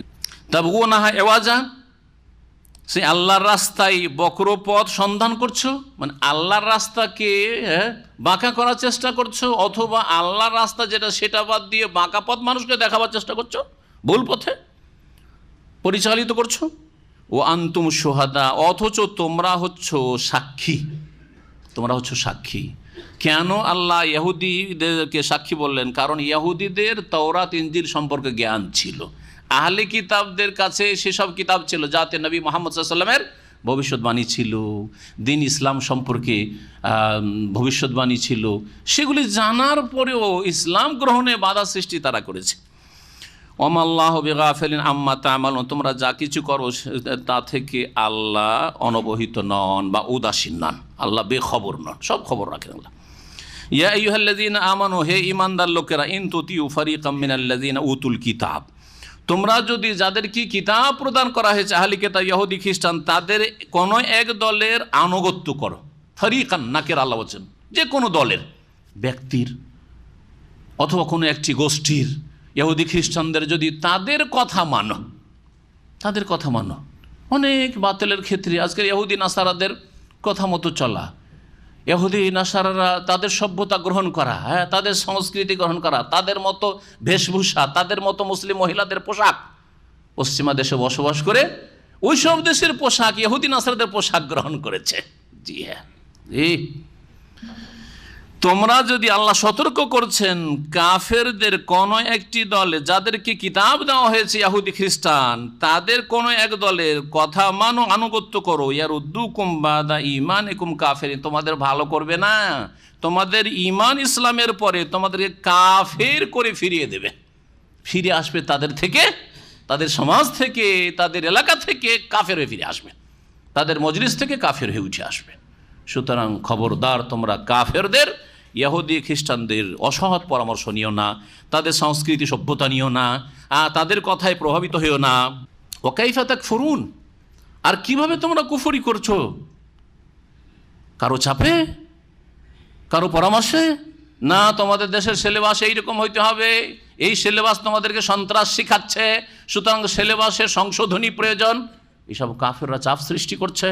এসব কথা যদি মানো, তাহলে তোমাদেরকে ধীরে ধীরে ধীরে ছাড়বে না, কাফের বানিয়েই ছাড়বে। ওয়ালান তারদা আনকাল ইয়াহুদ ওয়ালান নাসার হাত্তা তাত্তাবিআ মিল্লাতাহুম, কিছু কিছু ডিসকাউন্ট দিতেই থাকলাম, ছেড়ে দেবে, যে যা কিছুটা ডিসকাউন্ট দিলে, দাড়িটা একটু ছোটো করে দিলে মনে হয় আর কিছু বলবে না, হ্যাঁ, টাকনার নিচে কাপড়টা নামিয়ে দিলে মনে হয় আর কিছু বলবেন না, ছেড়ে দেবেন না। এই স্টেপ বাই স্টেপ মেয়েদের যদি, মহিলাদের, আমরা যেহেতু পশ্চিমা দেশে থাকছি, মাথাটা না ঢাকলে আর কিছু বলবে না। বোরখা আমরা নেকাব টেকাব করছি, সেই জন্য এই সমস্যাটা করছে। নেকাব যদি না লাগাই তাহলে আর কোনো অসুবিধা করবে না। তাদের সাথে হ্যান্ডশেক করে নি, হাতে হাত লাগিয়ে আমাদের মহিলারা, তাহলে আর কিছু করবে না। তাদের সাথে যদি কলকারখানায় আমাদের মহিলারা চাকরি করে তাহলে কিছু বলবে না। হ্যাঁ, তাদের মতো সহশিক্ষা আমরাও যদি চালু করে দিই তাহলে আর কিছু বলবে না। না, অতক্ষণ পর্যন্ত তারা রাজি হবে না, হাত্তা তাত্তাবিআ মিল্লাতাহুম, যতক্ষণ পর্যন্ত তোমরা তাদের ধর্মের, বাতিল ধর্মের অনুসারী হয়ে ইহুদি নাসারা না হয়ে যাবে। ছেড়ে দেবে না, ধাপে ধাপে টানতে টানতে পুরা তোমাকে কাফের বানিয়ে ফেলবে। সতর্ক করেছে আল্লাহ রাব্বুল আলামিন। ওয়া কাইফা তাকফুরুন, কিভাবে তোমরা কুফরি করছো অথচ তোমাদের কাছে হক মজুদ রয়েছে। ওয়া আনতুম তুতলা আলাইকুম আয়াতুল্লাহ, তোমরা তো এমন মুসলিম জাতি, তোমাদের সামনে আল্লাহর আয়াতসমূহ পাঠ করে শোনানো হচ্ছে, কোরআন এবং হাদিসের দলিল পেশ করা হচ্ছে, তোমাদেরকে রাস্তা দেখানো হচ্ছে, তোমাদেরকে হেদায়েত করানো হচ্ছে। তোমাদের বাড়িতে বাড়িতে কোরআনে কারীম রয়েছে, কোরআনে তাফসীর রয়েছে, তোমাদের সমাজে ইসলাম রয়েছে, ইসলামের শিক্ষা রয়েছে, মাদ্রাসা রয়েছে, মসজিদ রয়েছে। অফিকুম রাসূলু, আর বিশেষ করে নবী সাল্লাল্লাহু আলাইহি ওয়াসাল্লামের জীবদ্দশায় তোমাদের মাঝে রাসূল সাল্লাল্লাহু আলাইহি ওয়াসাল্লাম বিদ্যমান রয়েছেন, ওদের কথা শুনবে। কাফেরদের কথা, অমাইয়াতাসিম বিল্লাহ, সুতরাং শুনে রাখো, যারা আল্লাহকে দৃঢ়ভাবে ধারণ করবে, অমাইয়াতাসিম বিল্লাহ, আল্লাহকে মজবুত করে ধরা মানে আল্লাহর দিনকে আঁকড়ে ধরা, কোরআনই জীবন গড়া, সুন্নাহর জীবন গড়া, নবী সাল্লাল্লাহু আলাইহি ওয়াসাল্লামের আদর্শে বিশ্বাসী, শুধু বিশ্বাসী নয়, ফলো করে চলবে জীবন পত্রিকাতে। ওয়ামাইয়াতাসিম বিল্লাহ, যারা আল্লাহকে দৃঢ়ভাবে ধরবে, ফাকাদ হুদিয়া ইলা সিরাতিন মুস্তাকিম, নিশ্চয়ই তাদেরকে সরল পথের রাস্তা দেখানো হবে। তাহলে সরল পথের রাস্তা যদি পেতে হয়, যেটা জান্নাতের পথ, যার গন্তব্যস্থান শেষ প্রান্তে রয়েছে জান্নাহ, তাহলে অবশ্যই আল্লাহর দ্বীনকে আঁকড়ে ধরতে হবে। মহান আল্লাহ তারপরে ইরশাদ করছেন, ইয়া আইয়ুহাল্লাযীনা আমানুত্তাকুল্লাহা হাক্কা তুকাতিহি ওয়া লা তামুতুন্না ইল্লা ওয়া আনতুম মুসলিমুন, হে মুমিন সকল, তোমরা আল্লাহকে ভয় করো, ইত্তাকুল্লাহ, আল্লাহকে ভয় করো, হাক্কা তুকাতিহি, যথার্থভাবে। ভয় করা মানে শুধু নামে মাত্র ভয় করা নেই, আল্লাহর ভয় আছে আমাদের অন্তরে, কিন্তু কোনো পাপ থেকে বাঁচেন না। যা পাপ আসে সবই দেখেন, সবই শোনেন, সবই করেন। হ্যাঁ, হারাম খান, ওখানেও ভয় লাগে না আল্লাহকে বলে যে আল্লাহ ধরবেন। আর হারাম দেখছেন, নোংরা ছবি দেখছেন, তাও ভয় লাগে না যে সংশোধন করি এইরকমটা না হই। হারাম কথা বলছেন, কাবিরা গুনাহ করছেন, তাও ভয় লাগে না। গীবত করছেন, ভয় লাগে না। চুগলখড়ি করছেন, ভয় লাগে না। মিথ্যা কথা বলছেন, ভয় লাগে না। ইত্তাকুল হাক্কা তুকাতি, নামাজ পড়তে যাচ্ছেন না জামাতে, ভয় একটুও লাগে না যে ফজর পড়লাম না আর দিন করলাম, আল্লাহ যদি ধরে নেই, একটুও ভয় লাগে না। হাক্কা তুকাতিহি, যথার্থভাবে ভয় করো, খালেস অন্তর থেকে সংশোধন করে আল্লাহকে ভয় করা, আল্লাহকে যথার্থভাবে ভয় করা, এই একটি মূলনীতি আল্লাহ শিখিয়েছেন। ওয়ালা তামুতুন্না ইল্লা ওয়া আনতুম মুসলিমুন, এবং তোমরা মুসলিম না হয়ে মৃত্যুবরণ করিও না। সর্বদা ইসলামটাকে টিকাবার চেষ্টা করবে। আর ইসলামকে যদি টিকাইতে হয়, ইসলামের সুরক্ষা করতে হয়, আমি যাতে করে মুসলিম থাকি, তাহলে মনে রাখবেন যে ঈমান ভঙ্গকারী যতগুলি বিষয় রয়েছে আর প্রসিদ্ধ 10টি দিক রয়েছে, এই 10টা বুঝে নিলে বাকি ক্ষেত্রে বুঝতে পারবেন আপনি। 10টি প্রসিদ্ধ ঈমান ভঙ্গকারী বিষয় যে রয়েছে, আমাদের আলোচনা আছে, একাধিক আলোচনা আছে ঈমান বিনষ্টকারী বিষয় বা ঈমান ভঙ্গকারী বিষয় বা ইসলাম ভঙ্গকারী বিষয়। এই বিষয়গুলোর আলোচনা শুনে অথবা পড়ে ঈমান নিয়ে আসার পরে, ঈমান ইসলামের একটা সীমারেখা আছে, বর্ডার আছে। বর্ডার পার করে গেলে আর ঈমান থাকলো না, ইসলাম থাকলো না, মুসলিম থাকলেন না। মুসলিম জন্মসূত্রে মুসলিম, কিন্তু আল্লাহ ছাড়া অন্যকে মাজারে দিলেন সেজদা করে, ইসলামে গণ্ডিতে থাকলেন না, বেরিয়ে গেলেন? বেরিয়ে গেলেন। আল্লাহ ছাড়া খাজা বাবার কাছে চেয়ে ফেললেন, ইসলামে থাকলেন না, বেরিয়ে গেলেন। মুসলিম জন্মসূত্রে 14 পুরুষ মুসলিম, কিন্তু সেহের জাদু করলেন কাউকে, জাদুর শিক্ষা করে জাদু টোনা করে বেড়াচ্ছেন, অথবা কাউকে দিয়ে করাচ্ছেন আপনি যে অমুককে দোয়া তাবিজ করে দে, মান মেরে দে, তাহলে ঈমান ভঙ্গ করে ফেললেন। জাতিতে মুসলিম, সারা জীবন আল্লাহ পরকাল বলে কখনো চিন্তা হইল না যে আল্লাহ কি, পরকাল কি, কোথা থেকে এসছি, কে সৃষ্টি করেছেন, আর কোথায় যাচ্ছি, মরণের পরে কি হবে। 60 বছরের জীবনে কখনো এইসব কথা খেয়ালে আসলো না। আল ইরাদু আন দীনিল্লাহ লা ইয়াতাআল্লামুহু ওয়া লা ইয়ামালু বিহি, আল্লাহর দিন থেকে এমন বিমুখতা, এমন দিনকে উপেক্ষা করা যে না শিখলাম না আমল করলাম, শিখলাম না আমল করলাম না। অথচ জাতিতে মুসলমান, মুসলিম নাকি? অধিকাংশ মুসলিম তো এইরকম। 60 বছরের টাকা পয়সা ধন দৌলতের জন্য কত ফিকির আর কত পাইতারা, কিন্তু ইসলামের জন্য, আখেরাতের জন্য কখনো কোনো ফিকির নেই। মুসলিম নয়, ঈমান ভঙ্গ করে ফেলেছে। তো ভালো করে মনে রাখবেন যে মুসলিম হয়ে যদি মরতে হয়, ঈমান ভঙ্গকারী বিষয়গুলি জানতে হবে আর নিজেকে ইসলামের বর্ডারের ভিতরে রাখতে হবে, বাইরে গেলে চলবে না। নামাজ ছেড়ে দিলে ইসলামের ভিতরে থাকে না, বেরিয়ে যায়? বেরিয়ে যায়। তাহলে একবার যখন নামাজ ছেড়ে দিলেন, আপনি আসরের নামাজ ছেড়ে সূর্য ডুবিয়ে দিলেন, ইসলাম থেকে বাইরে চলে গেলেন। ফজরের নামাজ ছেড়ে দিয়ে সূর্য উঠিয়ে দিলেন, ইসলামের বাইরে চলে গেলেন। ঢুকেন, তাড়াতাড়ি ঢুকেন তওবা করে, নিউ মুসলিমের মতো, আর না হলে গেলেন আপনি, আবার ঢুকেন, তওবা করেন, আর এরকম হবে না। আর বলবেন যে আমি উঠতেই পারি না, দুনিয়ার কাজে কী করে উঠতে পারে, জাগতে পারে, এই কথা চলবেন আল্লাহর কাছে। আল্লাহ বলবেন যে বাকি কাজগুলোতে জাগতে পারতি না, ডিউটির জন্য তো ঠিকই জাগতে পারতি, কিন্তু এর জন্য পারি না, এটা চলবে আল্লাহর কাছে? কখনো চলবে না। সত্যিকার মুসলিম হয়ে যদি মওত কারো হয়, তাহলে অবশ্যই জান্নাত পাবে। সত্যিকার মুসলিম ওই ব্যক্তি যার মধ্যে আল্লাহ ভীরুতা আছে। এই জন্য জান্নাত আল্লাহ বলেছেন কার জন্য? মুত্তাকিনদের জন্য। তিলকাল জান্নাতুল্লাতী নূরিসু মিন ইবাদিনা মান কানা তাকিয়া, যে মুত্তাকি তার জন্য জান্নাত রয়েছে। জি, উইদ্দাত লিল মুত্তাকিন, জান্নাত প্রস্তুত রাখা হয়েছে আল্লাহ ভীরুদের জন্য, যারা আল্লাহর ভয়ে বা পাপ থেকে বাঁচতে চায়, আল্লাহর ভয়ে ফরজ ওয়াজিবের হেফাজত করতে চায়, চেষ্টা চালিয়ে যাচ্ছে, তার জন্য জান্নাত। এ হচ্ছে দ্বিতীয় বিষয়, যে ইসলামের ওপর থাকতে হবে, যথার্থভাবে আল্লাহকে ভয় করতে। দুটি মূলনীতি। তৃতীয় মূলনীতি, ওয়াতাসিমু বিহাবলিল্লাহি জামিআ, আল্লাহ রশিকে সকলেই আঁকড়ে ধরো। আল্লাহ রশিকে সঙ্গবদ্ধভাবে, জামিয়ান সঙ্গবদ্ধভাবে একসাথে সকলে আল্লাহ রশিকে, আল্লাহ রজ্জুকে মজবুত করে ধারণ করো। এতেসাম বিহাবলিল্লাহ, আল্লাহ রশি। আল্লাহ রশি বলতে কোরআনে কারীমকে বোঝানো হয়েছে, মুফাসসিরিন বলেছেন। কেউ কেউ বলছে আল্লাহ রশি মানে আল্লাহর দিন, ইসলাম, ইন্নাদ-দীনা ইনদাল্লাহিল ইসলাম, একই কথা। কোরআন মানে ইসলাম, ইসলাম মানে কোরআন। যে কোরআন মানলো সে ইসলাম মানলো, যে ইসলাম মানলো সেই কোরআন মানলো। হ্যাঁ, জি হ্যাঁ। তো আল্লাহ রশিকে মজবুত করে ধরতে হবে, মানে এই কোরআনে কারীমকে মজবুত করে ধরতে হবে। কোরআনে কারীমের শুরু থেকে শেষ পর্যন্ত এক একটি হুকুম আকাম বিধি বিধান জীবনের প্রতিটি ক্ষেত্রে প্রতিফলিত হইতে হবে। কোরআনের জীবন, ইসলামের প্রত্যেকটি বিষয়কে মানার জন্য আপ্রাণ চেষ্টা করতে হবে। ফরজ ওয়াজিবের হেফাজত, হারাম নাজায়েজ থেকে বেঁচে থাকা, এই হচ্ছে আল্লাহ রশিকে মজবুত করে ধারণ করা সঙ্গবদ্ধভাবে। আর এই মূলনীতির ক্ষেত্রে বিভক্তি থেকে বেঁচে থাকা, ওয়ালা তাফাররাকু, তোমরা বিচ্ছিন্ন হয়ে যেও না, তোমরা বিভক্তি সৃষ্টি করিও না।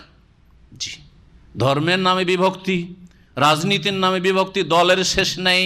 আর দুনিয়ার গরজে, শত্রুতা, বিভিন্ন রকম কারণে, পারিবারিক সমস্যা নিয়ে বিভক্তি। জি, একই গ্রামের লোকের মাঝে লড়াই কি নিয়ে? পারিবারিক সমস্যা, টাকা পয়সার সমস্যা, জমি জায়গার ঝগড়া, এগুলো তো আছে। রাজনৈতিক ঝগড়া আরও কত রকমের, আর ধর্মীয় ঝগড়া তো এর ওপরে। কেউ এই আকিদা রাখে, কেউ আকিদা, কেউ এই আকিদা রাখে। নিজের আকিদাকে শুধু শক্তিশালী করতে চায়, কোরআন সুন্নাহর দিকে ফিরে আসতে চায় না, হাবলুল্লাহর দিকে ফিরে আসতে চায় না, হবে না। আল্লাহ রাব্বুল আলামিন এই আয়াতে ঐক্যের ডাক দিয়েছেন, ওয়াতাসিমু বিহাবলি, ঐক্যের ডাক দিয়েছেন। ঐক্য কিসের মাধ্যমে হবে? আল্লাহ বলে দিয়েছেন, আল্লাহকে ভয় করতে হবে যথার্থভাবে, আল্লাহর ভয়, তাকওয়া লাগবে।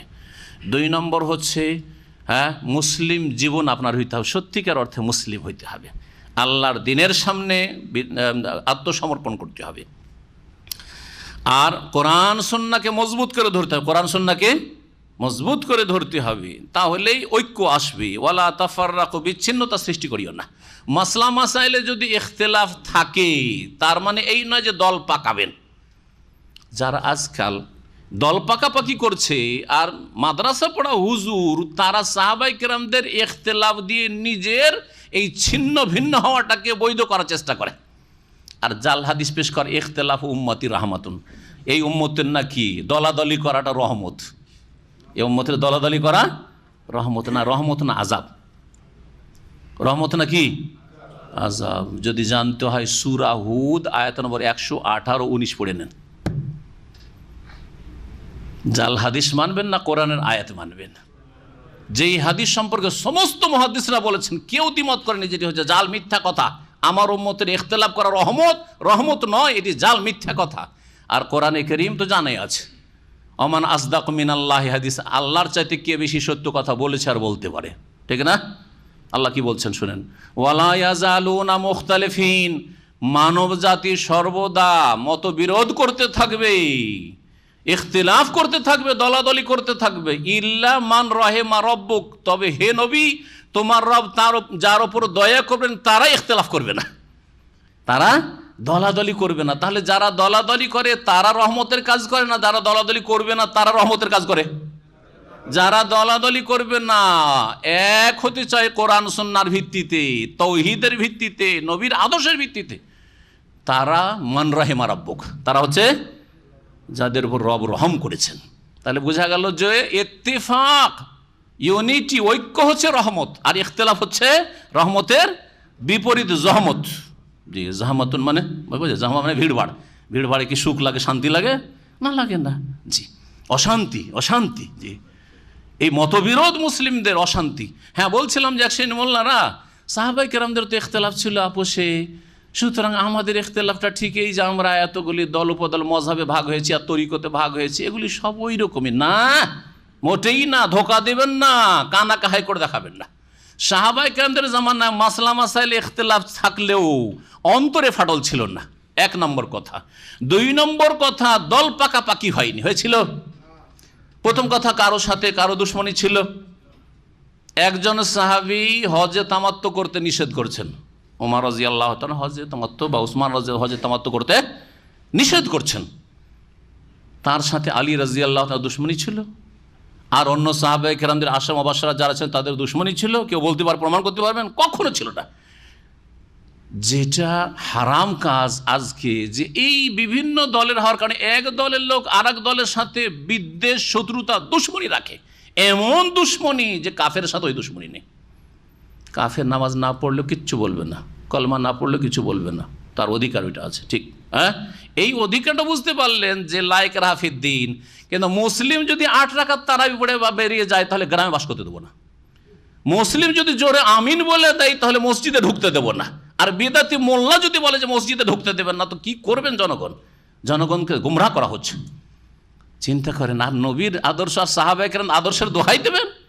তারা আমিন নিয়ে ঝগড়া করেছেন, আমির বললে মসজিদে নবীতে ঢুকতে দেব না বলেছেন নাকি? হ্যাঁ, এই শিক্ষা কেন এই বিদাতি মোল্লাদের যে আমিন বলবে দলিল চান, দলিল না দিতে পারলে ওকে মসজিদ থেকে তাড়িয়ে দেন, পিটিয়ে মারেন। আউযুবিল্লাহ, চরমপন্থী সব মোল্লা, চরমপন্থী সব বিদাতি। সাহাবায়ে কেরামদের ইখতিলাফ, প্রথম কথা অন্তরে ফাটল আর দুশ্মনী বিদ্বেষ ছিল না, এক। দুই নম্বর কথা, তারা আলাদা আলাদা পৃথক পৃথক নাম গ্রহণ করেনি, যে এটার নাম হানফি, এটার শাফি, এটা মালিকি, এটা হাম্বেলি, এটা হচ্ছে আপনার সরসি না, এটা চর্ম না, এটা আটরসি, এটা ভান্ডারি, আর তারপরে আরও কি বলেন ওইগুলো, এটা হচ্ছে মোজাদ্দেদি তরিকা, এটা হচ্ছে আপনার চিস্তিয়া সাবেরিয়া, এটা হচ্ছে নকশবন্দি, এইসব নাম নিয়েছেন নাকি? আচ্ছা, এই নামগুলি না হয় পরে আসলো, আবু বকরের নামে তো হইতে পারতো, এটা বাকরি, এটা উমারি, এটা হচ্ছে উসমানি, এটা হচ্ছে আলবি, এগুলো কেন নেই? ছিল ছিল ছিল না। তাহলে এই সব দল পাকাপাকি হয়নি, ইখতিলাফ হয়েছে। যেমন আহলে হাদিস ওলামাদের মধ্যে বা সৌদি আরবের ওলামাদের মধ্যে, আরব যারা কোরআন সুন্নাহর আলেম শেখ, তাদের মাঝে ইখতিলাফ আছে। শেখ বিন বাজ রাহিমাহুল্লাহর সাথে আলবানী সাহেবের ইখতিলাফ আছে, ঠিক আছে, কিন্তু অন্তরে ফাটল আছে, দল পাকাপাকি আছে, যে এটা হচ্ছে ইবনে বাজের দল, এটা হচ্ছে আলবানীর দল আছে। হ্যাঁ, আমার সাথে অনেক শেখদের ইখতিলাফ আছে মাসলা মাসাইলে। হ্যাঁ, কেউ পেপসিকে হারাম বলছে, আমি বা সেভেন আপকে হারাম বলছে, আমি হয়তো হালাল বলছি, ঠিক আছে। কেউ ডিস্টেনিকে হালাল বলে দিচ্ছে, আমি হারাম বলছি, ঠিক আছে। কিন্তু তাই বলে তার সাথে দুশ্মনী আছে, দল পাকাপাকি হয়েছে, যে এরা আমার দল আর ওরা ওই দল করেছে। তো এইরকম ইখতিলাফ থাকতে পারে, কিন্তু দল পাকাপাকি হবে না। আর যেটা হয়েছে সেটা হচ্ছে ইফতিরাক হয়েছে। শুধু শুধু ইখতিলাফ যদি থাকে, মানে মতবিরোধ আছে মাসলা মাসাইলে, কিন্তু দল পাকাপাকি হয়নি, তাহলে এটা হবে, এটা হবে, এটা থেকে বাঁচানো যাবে না। কিন্তু ইখতিলাফ হইল, তখন ইফতিরাকে চলে গেলাম, দল পাকাইতে শুরু করলাম, অন্তরে বিদ্বেষ শত্রুতা সৃষ্টি করে দিলাম, মসজিদ আলাদা করে দিলাম, মসজিদে ঢুকতে দেবো না, আমাদের তরিকে নামাজ না পড়লে, রফাদান করলে মসজিদে জায়গা নেই, আমিন জোরে বললে মসজিদে জায়গা নেই, বুকে হাত বাঁধলে মসজিদে জায়গা নেই, সম্মিলিত আমাদের সাথে মোনাজাত না করলে মসজিদ থেকে পিটিয়ে বের করে দেবো, ইত্যাদি ইত্যাদি। এগুলি হারাম কাবিরা গুনাহ, এগুলি হচ্ছে তাফাররাকু, বিচ্ছিন্নতা সৃষ্টি করা, এগুলি হচ্ছে কোরআন বিরোধী কাজ, এগুলি হচ্ছে আল্লাহর গজবের কাজ, এগুলি হচ্ছে আল্লাহর গজবের কাজ। আজকে সৌদি আরবে যে কোনো মসজিদে সারা জীবন যদি রফাদানি না করেন, কেউ কি আপনার কিছু বলবে? সৌদি আরব পরিবেশে আপনারা থাকছেন, কিছু বলবে? আমিন জীবনে একবার বললেন না জোর করে, কেউ কিছু বলছে? নাভির নিচে হাত বেঁধে আছেন এইরকম করে, কেউ কিছু বলছে? বলছে না। তাহলে আপনারা কেন এই চরমপন্থী এত বাড়াবাড়ি, যে কেউ যদি সেখানে আমাদের উল্টোটা করে, তাহলে মসজিদে তার ভাত নেই, স্থান নেই, নামাজ পড়ার অধিকার নেই। আউযুবিল্লাহ, আউযুবিল্লাহ। সুতরাং সাহাবায়ে কেরামদের দোহাই দিয়ে এই দল পাকাপাকি করবেন না, উম্মতকে ভাগ বন্টন করে 73 ফিরকা বানাবেন না। আর বানিয়ে ফেলেছেন, এক করার চেষ্টা করেন। আর 73 ফিরকা এরকম বানিয়ে রেখে দিলে 72টাকে জাহান্নামে যেতে হবে, একটি মাত্র জান্নাতে যাবে। ভালো করে শুরু রাখেন, সেটা হচ্ছে নবী সাল্লাল্লাহু আলাইহি ওয়াসাল্লাম সাহাবায়ে কেরামদের যুগে যেমন ইসলাম ছিল, ওই রকম ইসলাম বলা হইতে হবে। সেই যুগে এক নাম ছিল, সেই এক নামের মুসলিম হইতে হবে। এই নামগুলি সব শেষ করতে হবে। আর যদি বলে যে আপনারা কেন নাম রাখছেন, আগে আপনারা নামগুলি ডিলিট করেন, আমরাও সাথে সাথে ডিলিট করে দেবো। কথা ভালো করে মনে রাখবেন। অনেকে বলে যে আপনারা কেন নাম রাখছেন, বাতিল ভেজালের মাঝে নাম না রাখলে বোঝা যাবে না, সেই জন্য এই নামকে ফরজও মনে করি না, এই নামকে ওয়াজিব সুন্নত মনে করি না, এই নামকে জায়েজ মনে করি, নিজেকে পরিচিত করার জন্য যে আমরা কোরআন সুন্নাহর অনুসারী। আপনারা এই ভুল নামগুলি ডিলিট করে দেন, আমরা সাথে সাথে ডিলিট করে দিচ্ছি। কুল্লুনা মুসলিমিন, আমরা সকলেই মুসলিম। ওয়াসাম্মাকুমুল মুসলিমিনা মিন ক্বাবলু ওয়া ফি হাযা। মহান আল্লাহ ইরশাদ করছেন, ঐক্য নিয়ে আসতে হবে। ওয়ালা তাফাররাকু, বিচ্ছিন্নতা সৃষ্টি করিয়েন। ওয়াজকুরু নি'মাতাল্লাহি আলাইকুম, তোমাদের উপর যে আল্লাহর অনুগ্রহ রয়েছে, সেই অনুগ্রহ নিয়ামতকে স্মরণ করো। ইয কুনতুম আদা, তোমরা যখন পরস্পর শত্রু ছিলে। স্মরণ করাচ্ছেন সেই মদিনার ইতিহাস, আনসারদেরকে, মুহাজিরিনদেরকে। আনসারদের দুটো বংশ ছিল, এই বংশগুলির নাম কি? কে বলবেন? আওস এবং খাজরাজ। আওস আর খাজরাজ এই দুটো গোত্রে জাহিলিয়াতের যুগে একটা পানি নিয়ে ঝগড়া শুরু হয়।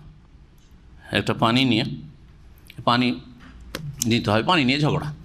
আর এই ঝগড়াতে হাজার হাজার লোক হতাহত হয়। আর এই যুদ্ধ যে শুরু হয় নবী সাল্লাল্লাহু আলাইহি সাল্লামের হিজরত করে আসার 120 বছর আগে শুরু হয়। 120 বছর ধরে এই যুদ্ধ, বয়াসের যুদ্ধ চলছিল। নবী সাল্লাল্লাহু আলাইহি সাল্লাম আসার পরে এরা সকলে ইসলাম গ্রহণ করলো। তার আগে এরা মুশরিক ছিল, পৌত্তলিক, মক্কার মুশরিকদের মতো। এরা পুতুল প্রতিমার পূজা করত, এই দুটো গোত্র। আর 3টে গোত্র ছিল, ওরা ইহুদি ছিল। ইহুদিরা তো ইসলাম গ্রহণ করলো না, 1-2 জন ছাড়া, আব্দুল্লাহ বিন সালাম যেমন, এইরকম কিছু লোক ছাড়া, যাদের কথা আসবে তফসিরে। আর এই দুটো গোত্র যখন সব অধিকাংশ ইসলাম গ্রহণ করলো, অল্প কিছু মুনাফিক, তাদের একজন আব্দুল্লাহ বিন উবাই আর তার সাথী সঙ্গীরা, এরা ইসলাম গ্রহণ করলো। মাঝখানে এদের মাঝে একটা ঘটনা নিয়ে আবার ঝগড়া হয়।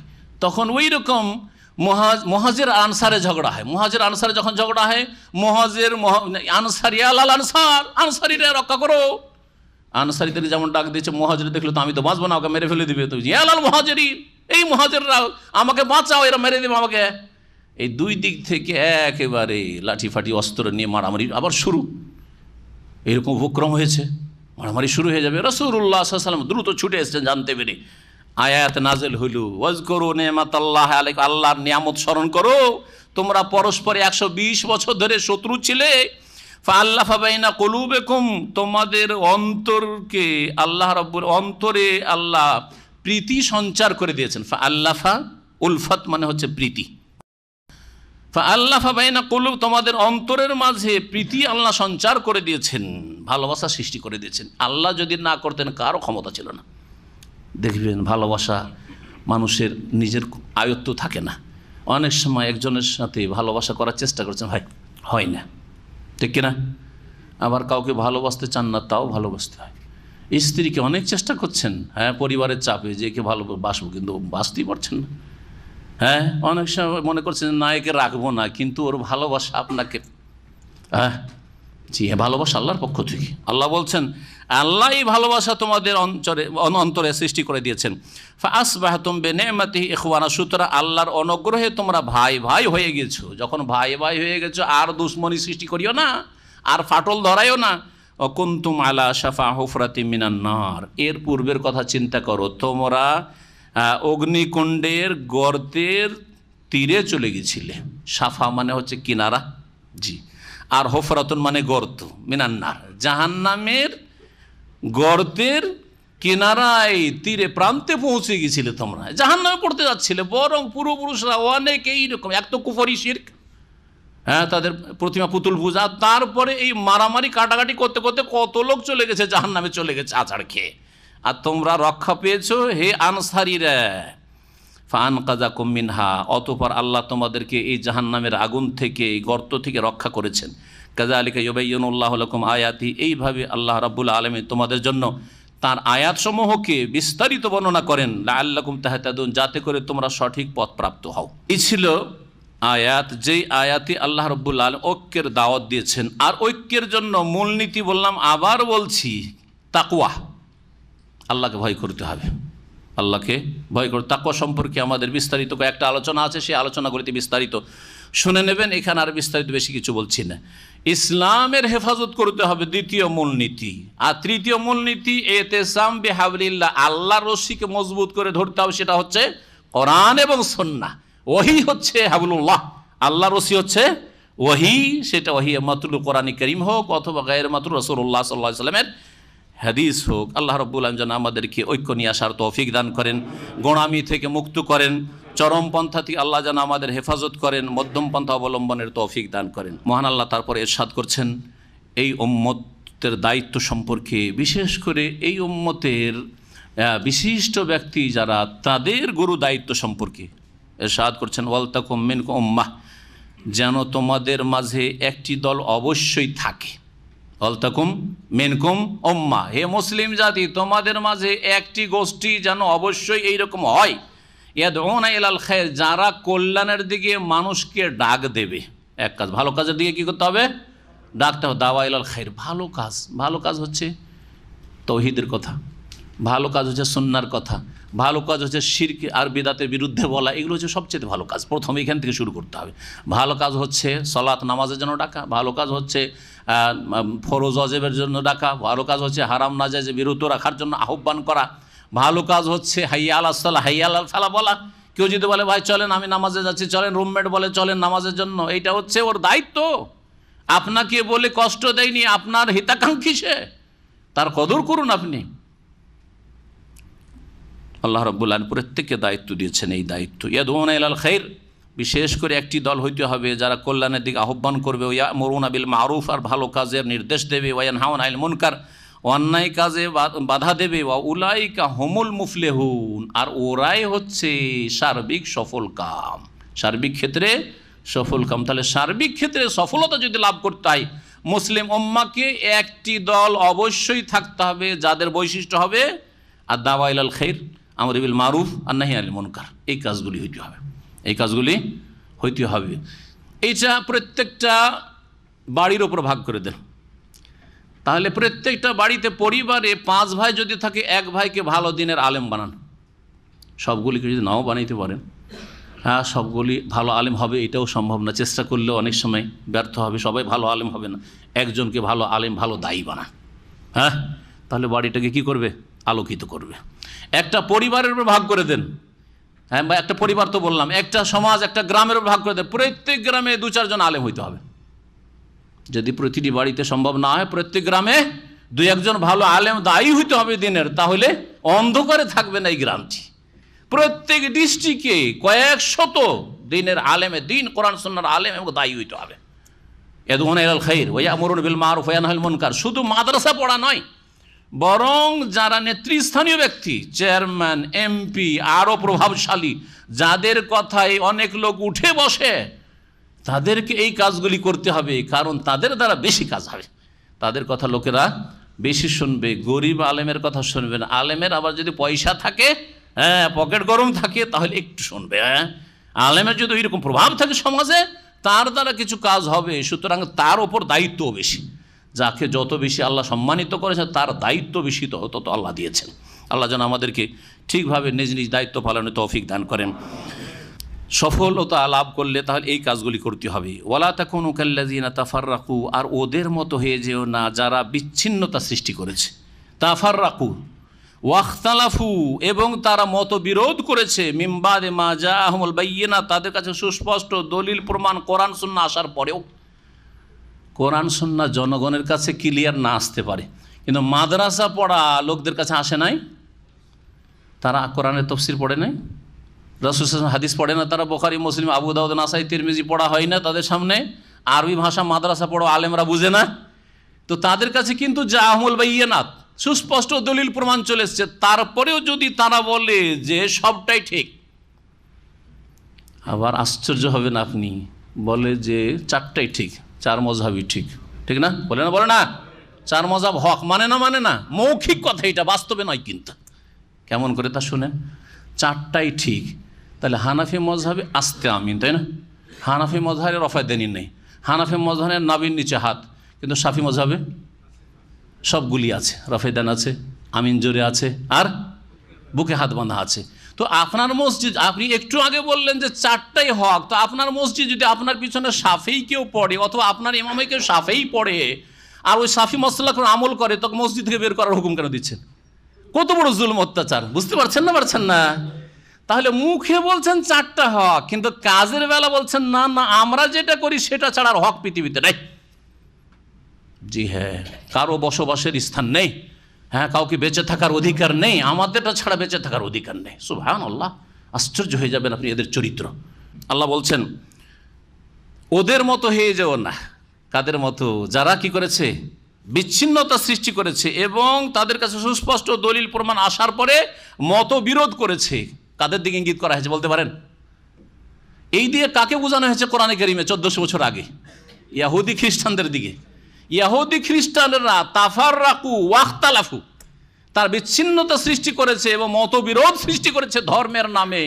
আর তারা ইহুদিরা 71 ফিরকায় জন্ম দিয়েছে, আর খ্রিস্টানরা 72 ভাগে বিভক্ত হয়েছে। তোমরা 73 ভাগে বিভক্ত হইও না, কিন্তু হবে, তারপর হবে। নবী নিষেধ করার পরেও তোমরা হবে, তাই হয়েছে না? হয় নাই? নবী সাল্লাল্লাহু আলাইহি ওয়াসাল্লাম ভবিষ্যদ্বাণী করেছেন, ওয়াসাতাফতারিকু উম্মতি আলা 73 ফিরকা কুল্লুহুম ফিন নার ইল্লা ওয়াহিদা। আল্লাহ কঠোরভাবে নিষেধ করছেন। ওয়া উলাইকা লাহুম আযাবুন আযীম। এইরকম যদি বিভক্তি করো ধর্মের নামে বা আর কোনো কিছুর নামে, এক উম্মতকে অনেক দলে যদি ভাগ করে দাও, তাহলে কি আল্লাহর নিয়ামত রয়েছে? কি রয়েছে? শোনেন কি রয়েছে। ওয়া উলাইকা লাহুম আযাবুন আযীম, তাদের জন্য রয়েছে মহাশাস্তি। সূরা আলে ইমরান আয়াত নম্বর 105 ভালো করে শুনে রাখেন। যারা দল পাকায় আর বহু দলে বিভক্ত করতে চায়, তাদের জন্য আযাবুন আযীম রয়েছে। পক্ষান্তরে যারা সবাইকে এক করতে চায়, এক করা সম্ভব আল্লাহ এবং রসুলের নামে, কোনো অন্য ব্যক্তির নামে না। মুসলিম জাতি যখন রাসূলুল্লাহ সাল্লাল্লাহু আলাইহি ওয়াসাল্লাম ছাড়া অন্য কোনো ব্যক্তি পূজা শুরু করেছে অথবা অন্য ব্যক্তিকে কেন্দ্রীয় স্থানে পরিণত করেছে, তখন বিভক্তিটা হয়েছে। আমার কথা বুঝছেন না? বুঝছেন না? আপনারা যদি আমাকে একজন কেন্দ্রীয় ব্যক্তি মনে করে নেন, তাহলে এর ওপর কি আর এক সেন্টারের লোকেরা সম্মত হবে? কখন হবে না। ফাটল ধরবে না? ধরবে না? ফাটল বাড়লো না? বাড়লো না? ঠিক ওই রকম করে বিভক্তিটা মুসলিম উম্মায় হয়েছে। কিন্তু সারা বিশ্বের সমস্ত মুসলিম যদি বলে যে আমাদের কেন্দ্রীয় ব্যক্তিত্ব মুহাম্মদুর রাসূলুল্লাহ সাল্লাল্লাহু আলাইহি সাল্লাম, আনুগত্য করব তাঁর, হ্যাঁ, অনুসরণ করব, ইত্তিবা করব, ফলো করব তাকে, বোঝা গেছে, ইবাদত বন্দি করব একমাত্র আল্লাহর, এক হইতে পারবো না? পারবো না? এক আল্লাহর ইবাদত করব, এক রসুলের তরিকায় চলবো, এর চাইতে সহজ কথা কিছু আছে? এত সহজ কথা বলার পর মানুষের বুঝে আসছে না, আর গাল দিয়ে আরও গুনহার বোঝা বাড়াচ্ছে, আর যাকে গাল দিচ্ছে তার নেকি বাড়াচ্ছে। আলহামদুলিল্লাহ রাব্বিল আলামিন, আল্লাহুম্মা লাকাল হামদ। এত সহজ কথা বুঝে আসছে না। আর এইভাবে আরব অনারব সারা বিশ্ব এক হইতে পারে। কিন্তু যদি বলেন যে আমরা অমুক পীরের তরিকতে যাব, আরবরা ওই পীরকে চিনেই না, আরবরা ওই পীরকে চেনেই না। হয়তো আপনার দেশে চেনে, ভারতের লোকেরা চেনে না, আবার ভারতের লোকেরা চিনলে বাংলাদেশ চেনে না, পাকিস্তান চেনে না। এক হইতে পারবে? কখন এক হইতে পারবে না। তরিকতের নামে আর মারিফতের নামে আর অন্য কোনো দলের নামে অথবা এই শের নামে। কিন্তু একমাত্র কেন্দ্রীয় ব্যক্তিত্ব রাসূলুল্লাহ সাল্লাল্লাহু আলাইহি ওয়াসাল্লাম, সারা পৃথিবীর মুসলিম এক হইতে পারবে। এই হচ্ছে ঐক্যের দাওয়াত। ঐক্য হতে হবে তৌহিদের ভিত্তিতে, ঐক্য হতে হবে সুন্নাহর ভিত্তিতে, ইত্তিবার ভিত্তিতে।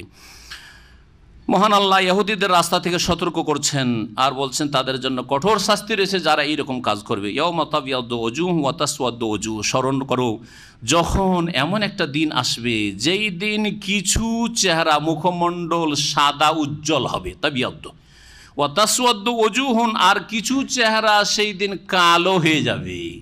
আব্দুল্লাহ বিন আব্বাস রাদিয়াল্লাহু তাআলা আনহুমা, প্রখ্যাত সাহাবী, মুফাসসিরে কোরআন, সাহাবায়ে কেরামদের সবচেয়ে বড়, তিনি বলছেন এই দুটি দল হচ্ছে আহলে সুন্নাত আর আহলে বিদাত। এখন আপনি সিদ্ধান্ত নেন যে আপনি সুন্নাহর সাথে থাকবেন না বিদার সাথে থাকবেন। ভালো করে সিদ্ধান্ত নেন।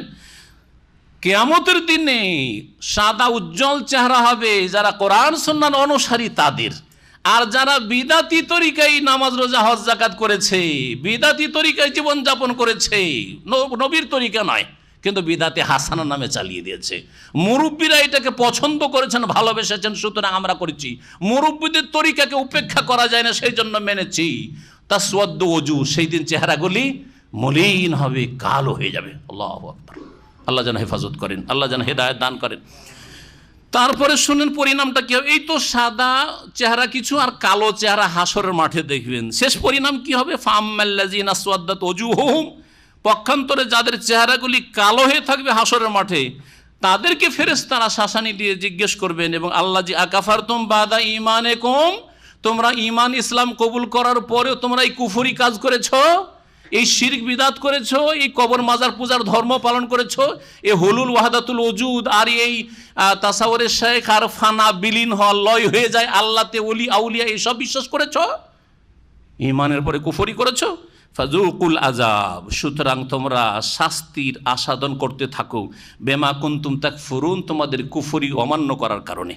ও আম্মাল্লাযিনা বিয়াদ্দাত ওজুহুম, পক্ষান্তরে যাদের চেহারা শুভ্র উজ্জ্বল হবে, ফাফি রহমাতিল্লাহ, তারা আল্লাহর রহমতে অবস্থান করবে। হুম ফিহা খালিদুন, সেখানে তারা চিরকাল বসবাস করবে। তিলকা আয়াতুল্লাহ, এগুলি হচ্ছে আল্লাহ পাক রব্বুল আলামিনের বিধানাবলী, আয়াতসমূহ। নাতলুহা আলাইকা বিল হক, হে নবী, হে মুসলিম, তোমার সামনে সত্য সহকারে পাঠ করছি আমি। ওমাল্লাহ ইউরিদু যুলমান লিল আলামিন, বিশ্ব জগতের উপর আল্লাহ রাব্বুল আলামিন জুলুম করেন না, বা বিশ্ব জগতের প্রতি আল্লাহ জুলুম করতে চান না। নিজেরাই তারা নিজেদের উপর জুলুম করেছে, যারা আল্লাহর দেওয়া রাস্তা থেকে সরে গেছে, নবী করিম সাল্লাল্লাহু আলাইহি আদর্শ থেকে সরে গেছে। আল্লাহ রাব্বুল যেন দিনের দিকে ফিরে আসার তৌফিক দান করেন, দিনকে আঁকড়ে ধরার তৌফিক দান করেন, আল্লাহর রসুলকে মজবুত করে ধরার তৌফিক দান করেন। সুবহানা রাব্বিকা রাব্বিল ইজ্জাতি আম্মা ইয়াসিফুন ওয়া সালামুন আলাল মুরসালিন ওয়ালহামদুলিল্লাহি রাব্বিল আলামিন। কারো স্বামী মারা যাওয়ার সাথে সাথে তার স্ত্রী সমস্ত গহনা এবং রঙিন কাপড় খুলে ফেলা হয়, গয়না খুলে ফেলা হয়, ঠিক আছে ওইটা। আর রঙিন যদি বেশি চমৎকার কাপড় থাকে, আকর্ষণীয় কাপড় থাকে, যদি খুলে দেয় তো ঠিক আছে, কিন্তু সাদা শুধু বিধবা কাপড়কে পরতে হবে এর কোনো দলিল নেই, এটি একটি বিধাত। শুধু সাদা কাপড় পরতে পারে না, জিনত করতে, অলংকার সাজতে পারবে না, মেকআপ করবে না, ভালো সাজবে না, কিন্তু হালকা রঙিন কাপড় হলে কোনো দোষ নাই, বিভিন্ন রঙের কাপড় পরতে পারে, কোনো অসুবিধা নেই। জি, শুধু সাদা কাপড় পরা জায়েজ না। জিজ্ঞেস করে সাদা কাপড় পরা জায়েজ কিনা? হ্যাঁ, বিধবাদের জন্য শুধু সাদা কাপড় পরবে, এটা জায়েজ নয়, অন্য কাপড় পরবে। বরং সাদা কাপড় তো পুরুষদের পোশাক, আসলে সাদা কাপড় মহিলাদের জন্য পরাই উচিত নয়। জি। মৃত ব্যক্তির নামে উমরা করলে উমরা হবে কিনা? হ্যাঁ, উমরা হবে। যখন মিকাতে যাবেন অন্তরে নিয়ত করবেন, এবং তার সাথে সাথে বলবেন লাব্বাইক উমরা, আল্লাহ হাজির হয়েছে উমরার জন্য, আনফলান অমুকের পক্ষ থেকে। এটা নিয়ত পড়া নয়, এটা হচ্ছে আল্লাহর সামনে আপনি উমরার উদ্দেশ্যে হাজির, সেটা উচ্চারণ করা, এটাকে নিয়ত বলে। নামাইতুল উমরা বলবেন না, লাব্বাইক উমরাতান আনফলানিন অমুকের পক্ষ থেকে। না বললেও কোনো অসুবিধা নেই, আসল অন্তরের নিয়ত। আর তার বাকি সব কাজ একই রকমের, মেহনতের নেকি আপনি পাবেন। উমরা যার নিয়ত করে মৃত ব্যক্তি অথবা একবারে যারা বিছানায় অচল, তাদের পক্ষ থেকে উমরা করা যেতে পারে। ছোট বাচ্চা উমরা করলে হবে, যে কোনো শিশু, ছেলে মেয়ে, নাবালক নাবালিকা উমরা করলে হবে। যারা উমরা করাবে তারাও সওয়াব পাবে আর তারও সওয়াব হবে। দেখেন তো কি প্রশ্ন আছে। কোরআনের দোয়াগুলি আয়াতুল কুরসি বিনা উজুতে পড়া যাবে কিনা? হ্যাঁ, পড়া যাবে। জিকির, আজকার এবং দুয়ার জন্য উজু লাগবে না, শুধু কোরআন স্পর্শ করার জন্য উজু লাগবে অধিকাংশ ওলামাদের নিকটে। জি, এমনকি মুখস্থ কোরআন তেলাওয়াত করার জন্য উজু শর্ত না, উজু করলে ভালো, কিন্তু উজু শর্ত নাই। জি, আমি ব্যাংকের তরফ থেকে এক কোম্পানিতে টিবয়ে কাজ করি, কোম্পানির তরফ থেকে ব্যাংকে টিবয়ে কাজ করি, সুদি ব্যাংকে কাজ করার কারণে আমার বেতন হালাল হবে কিনা? আমি কোম্পানির পক্ষ থেকে সুদি ব্যাংকে চাকরি করি, কোম্পানি ওই সুদি ব্যাংকে আমাকে লাগিয়েছে টিবয়ের কাজে, আমার এই রুজি হালাল হবে কিনা? না, রুজি হালাল নয়, কিন্তু বাঁচার চেষ্টা করেন। ফাত্তাকুল্লাহ মাস্তাত, তাড়াতাড়ি আল্লাহর কাছে দোয়া করেন, চেষ্টা করেন, সেখান থেকে ট্রান্সফারের চেষ্টা করেন, অথবা বাড়িতে যদি মোটামুটি সুখী হন তাহলে এরকম চাকরি ছেড়ে দেন। সুদি ব্যাংকের সাথে যারাই সংশ্লিষ্ট তারা হারাম কাজ করে, কাবিরা গুনাহ করে, এবং তাদের রুজি হারাম। চাকরি করলেও, কেউ সাক্ষী দিলেও, কেউ লেখাপড়া করলেও, তাদের সহযোগিতা করলেও, বাসা ভাড়া, ব্যাংক ভাড়া দেয় আজকাল। আরে আমি এক ব্যাংকে জানি যে মৌলভী সাহেব হুজুররা ভাড়া দিয়ে রেখেছে, সুদি ব্যাংক ভাড়া দিয়ে রেখেছে। আল্লাহ হিদায়াত করে, আল্লাহ হিদায়াত করে। জি জি, হারাম, এই রুজি হারাম। জি, সুদি ব্যাংকের জন্য ভাড়া দাও আর মদের দোকানের জন্য ভাড়া দেওয়া একই। সুদের গুনাহ মদের চাইতে কম না, মদের চাইতে বড়। ভালো করে শোনো, সুদের গুনাহ মদের চাইতে বড় কাবিরা গুনাহ। সুতরাং যেমন মদের জন্য ভাড়া দেবেন না, ঠিক তেমনই সুদের জন্য ভাড়া দেবেন না।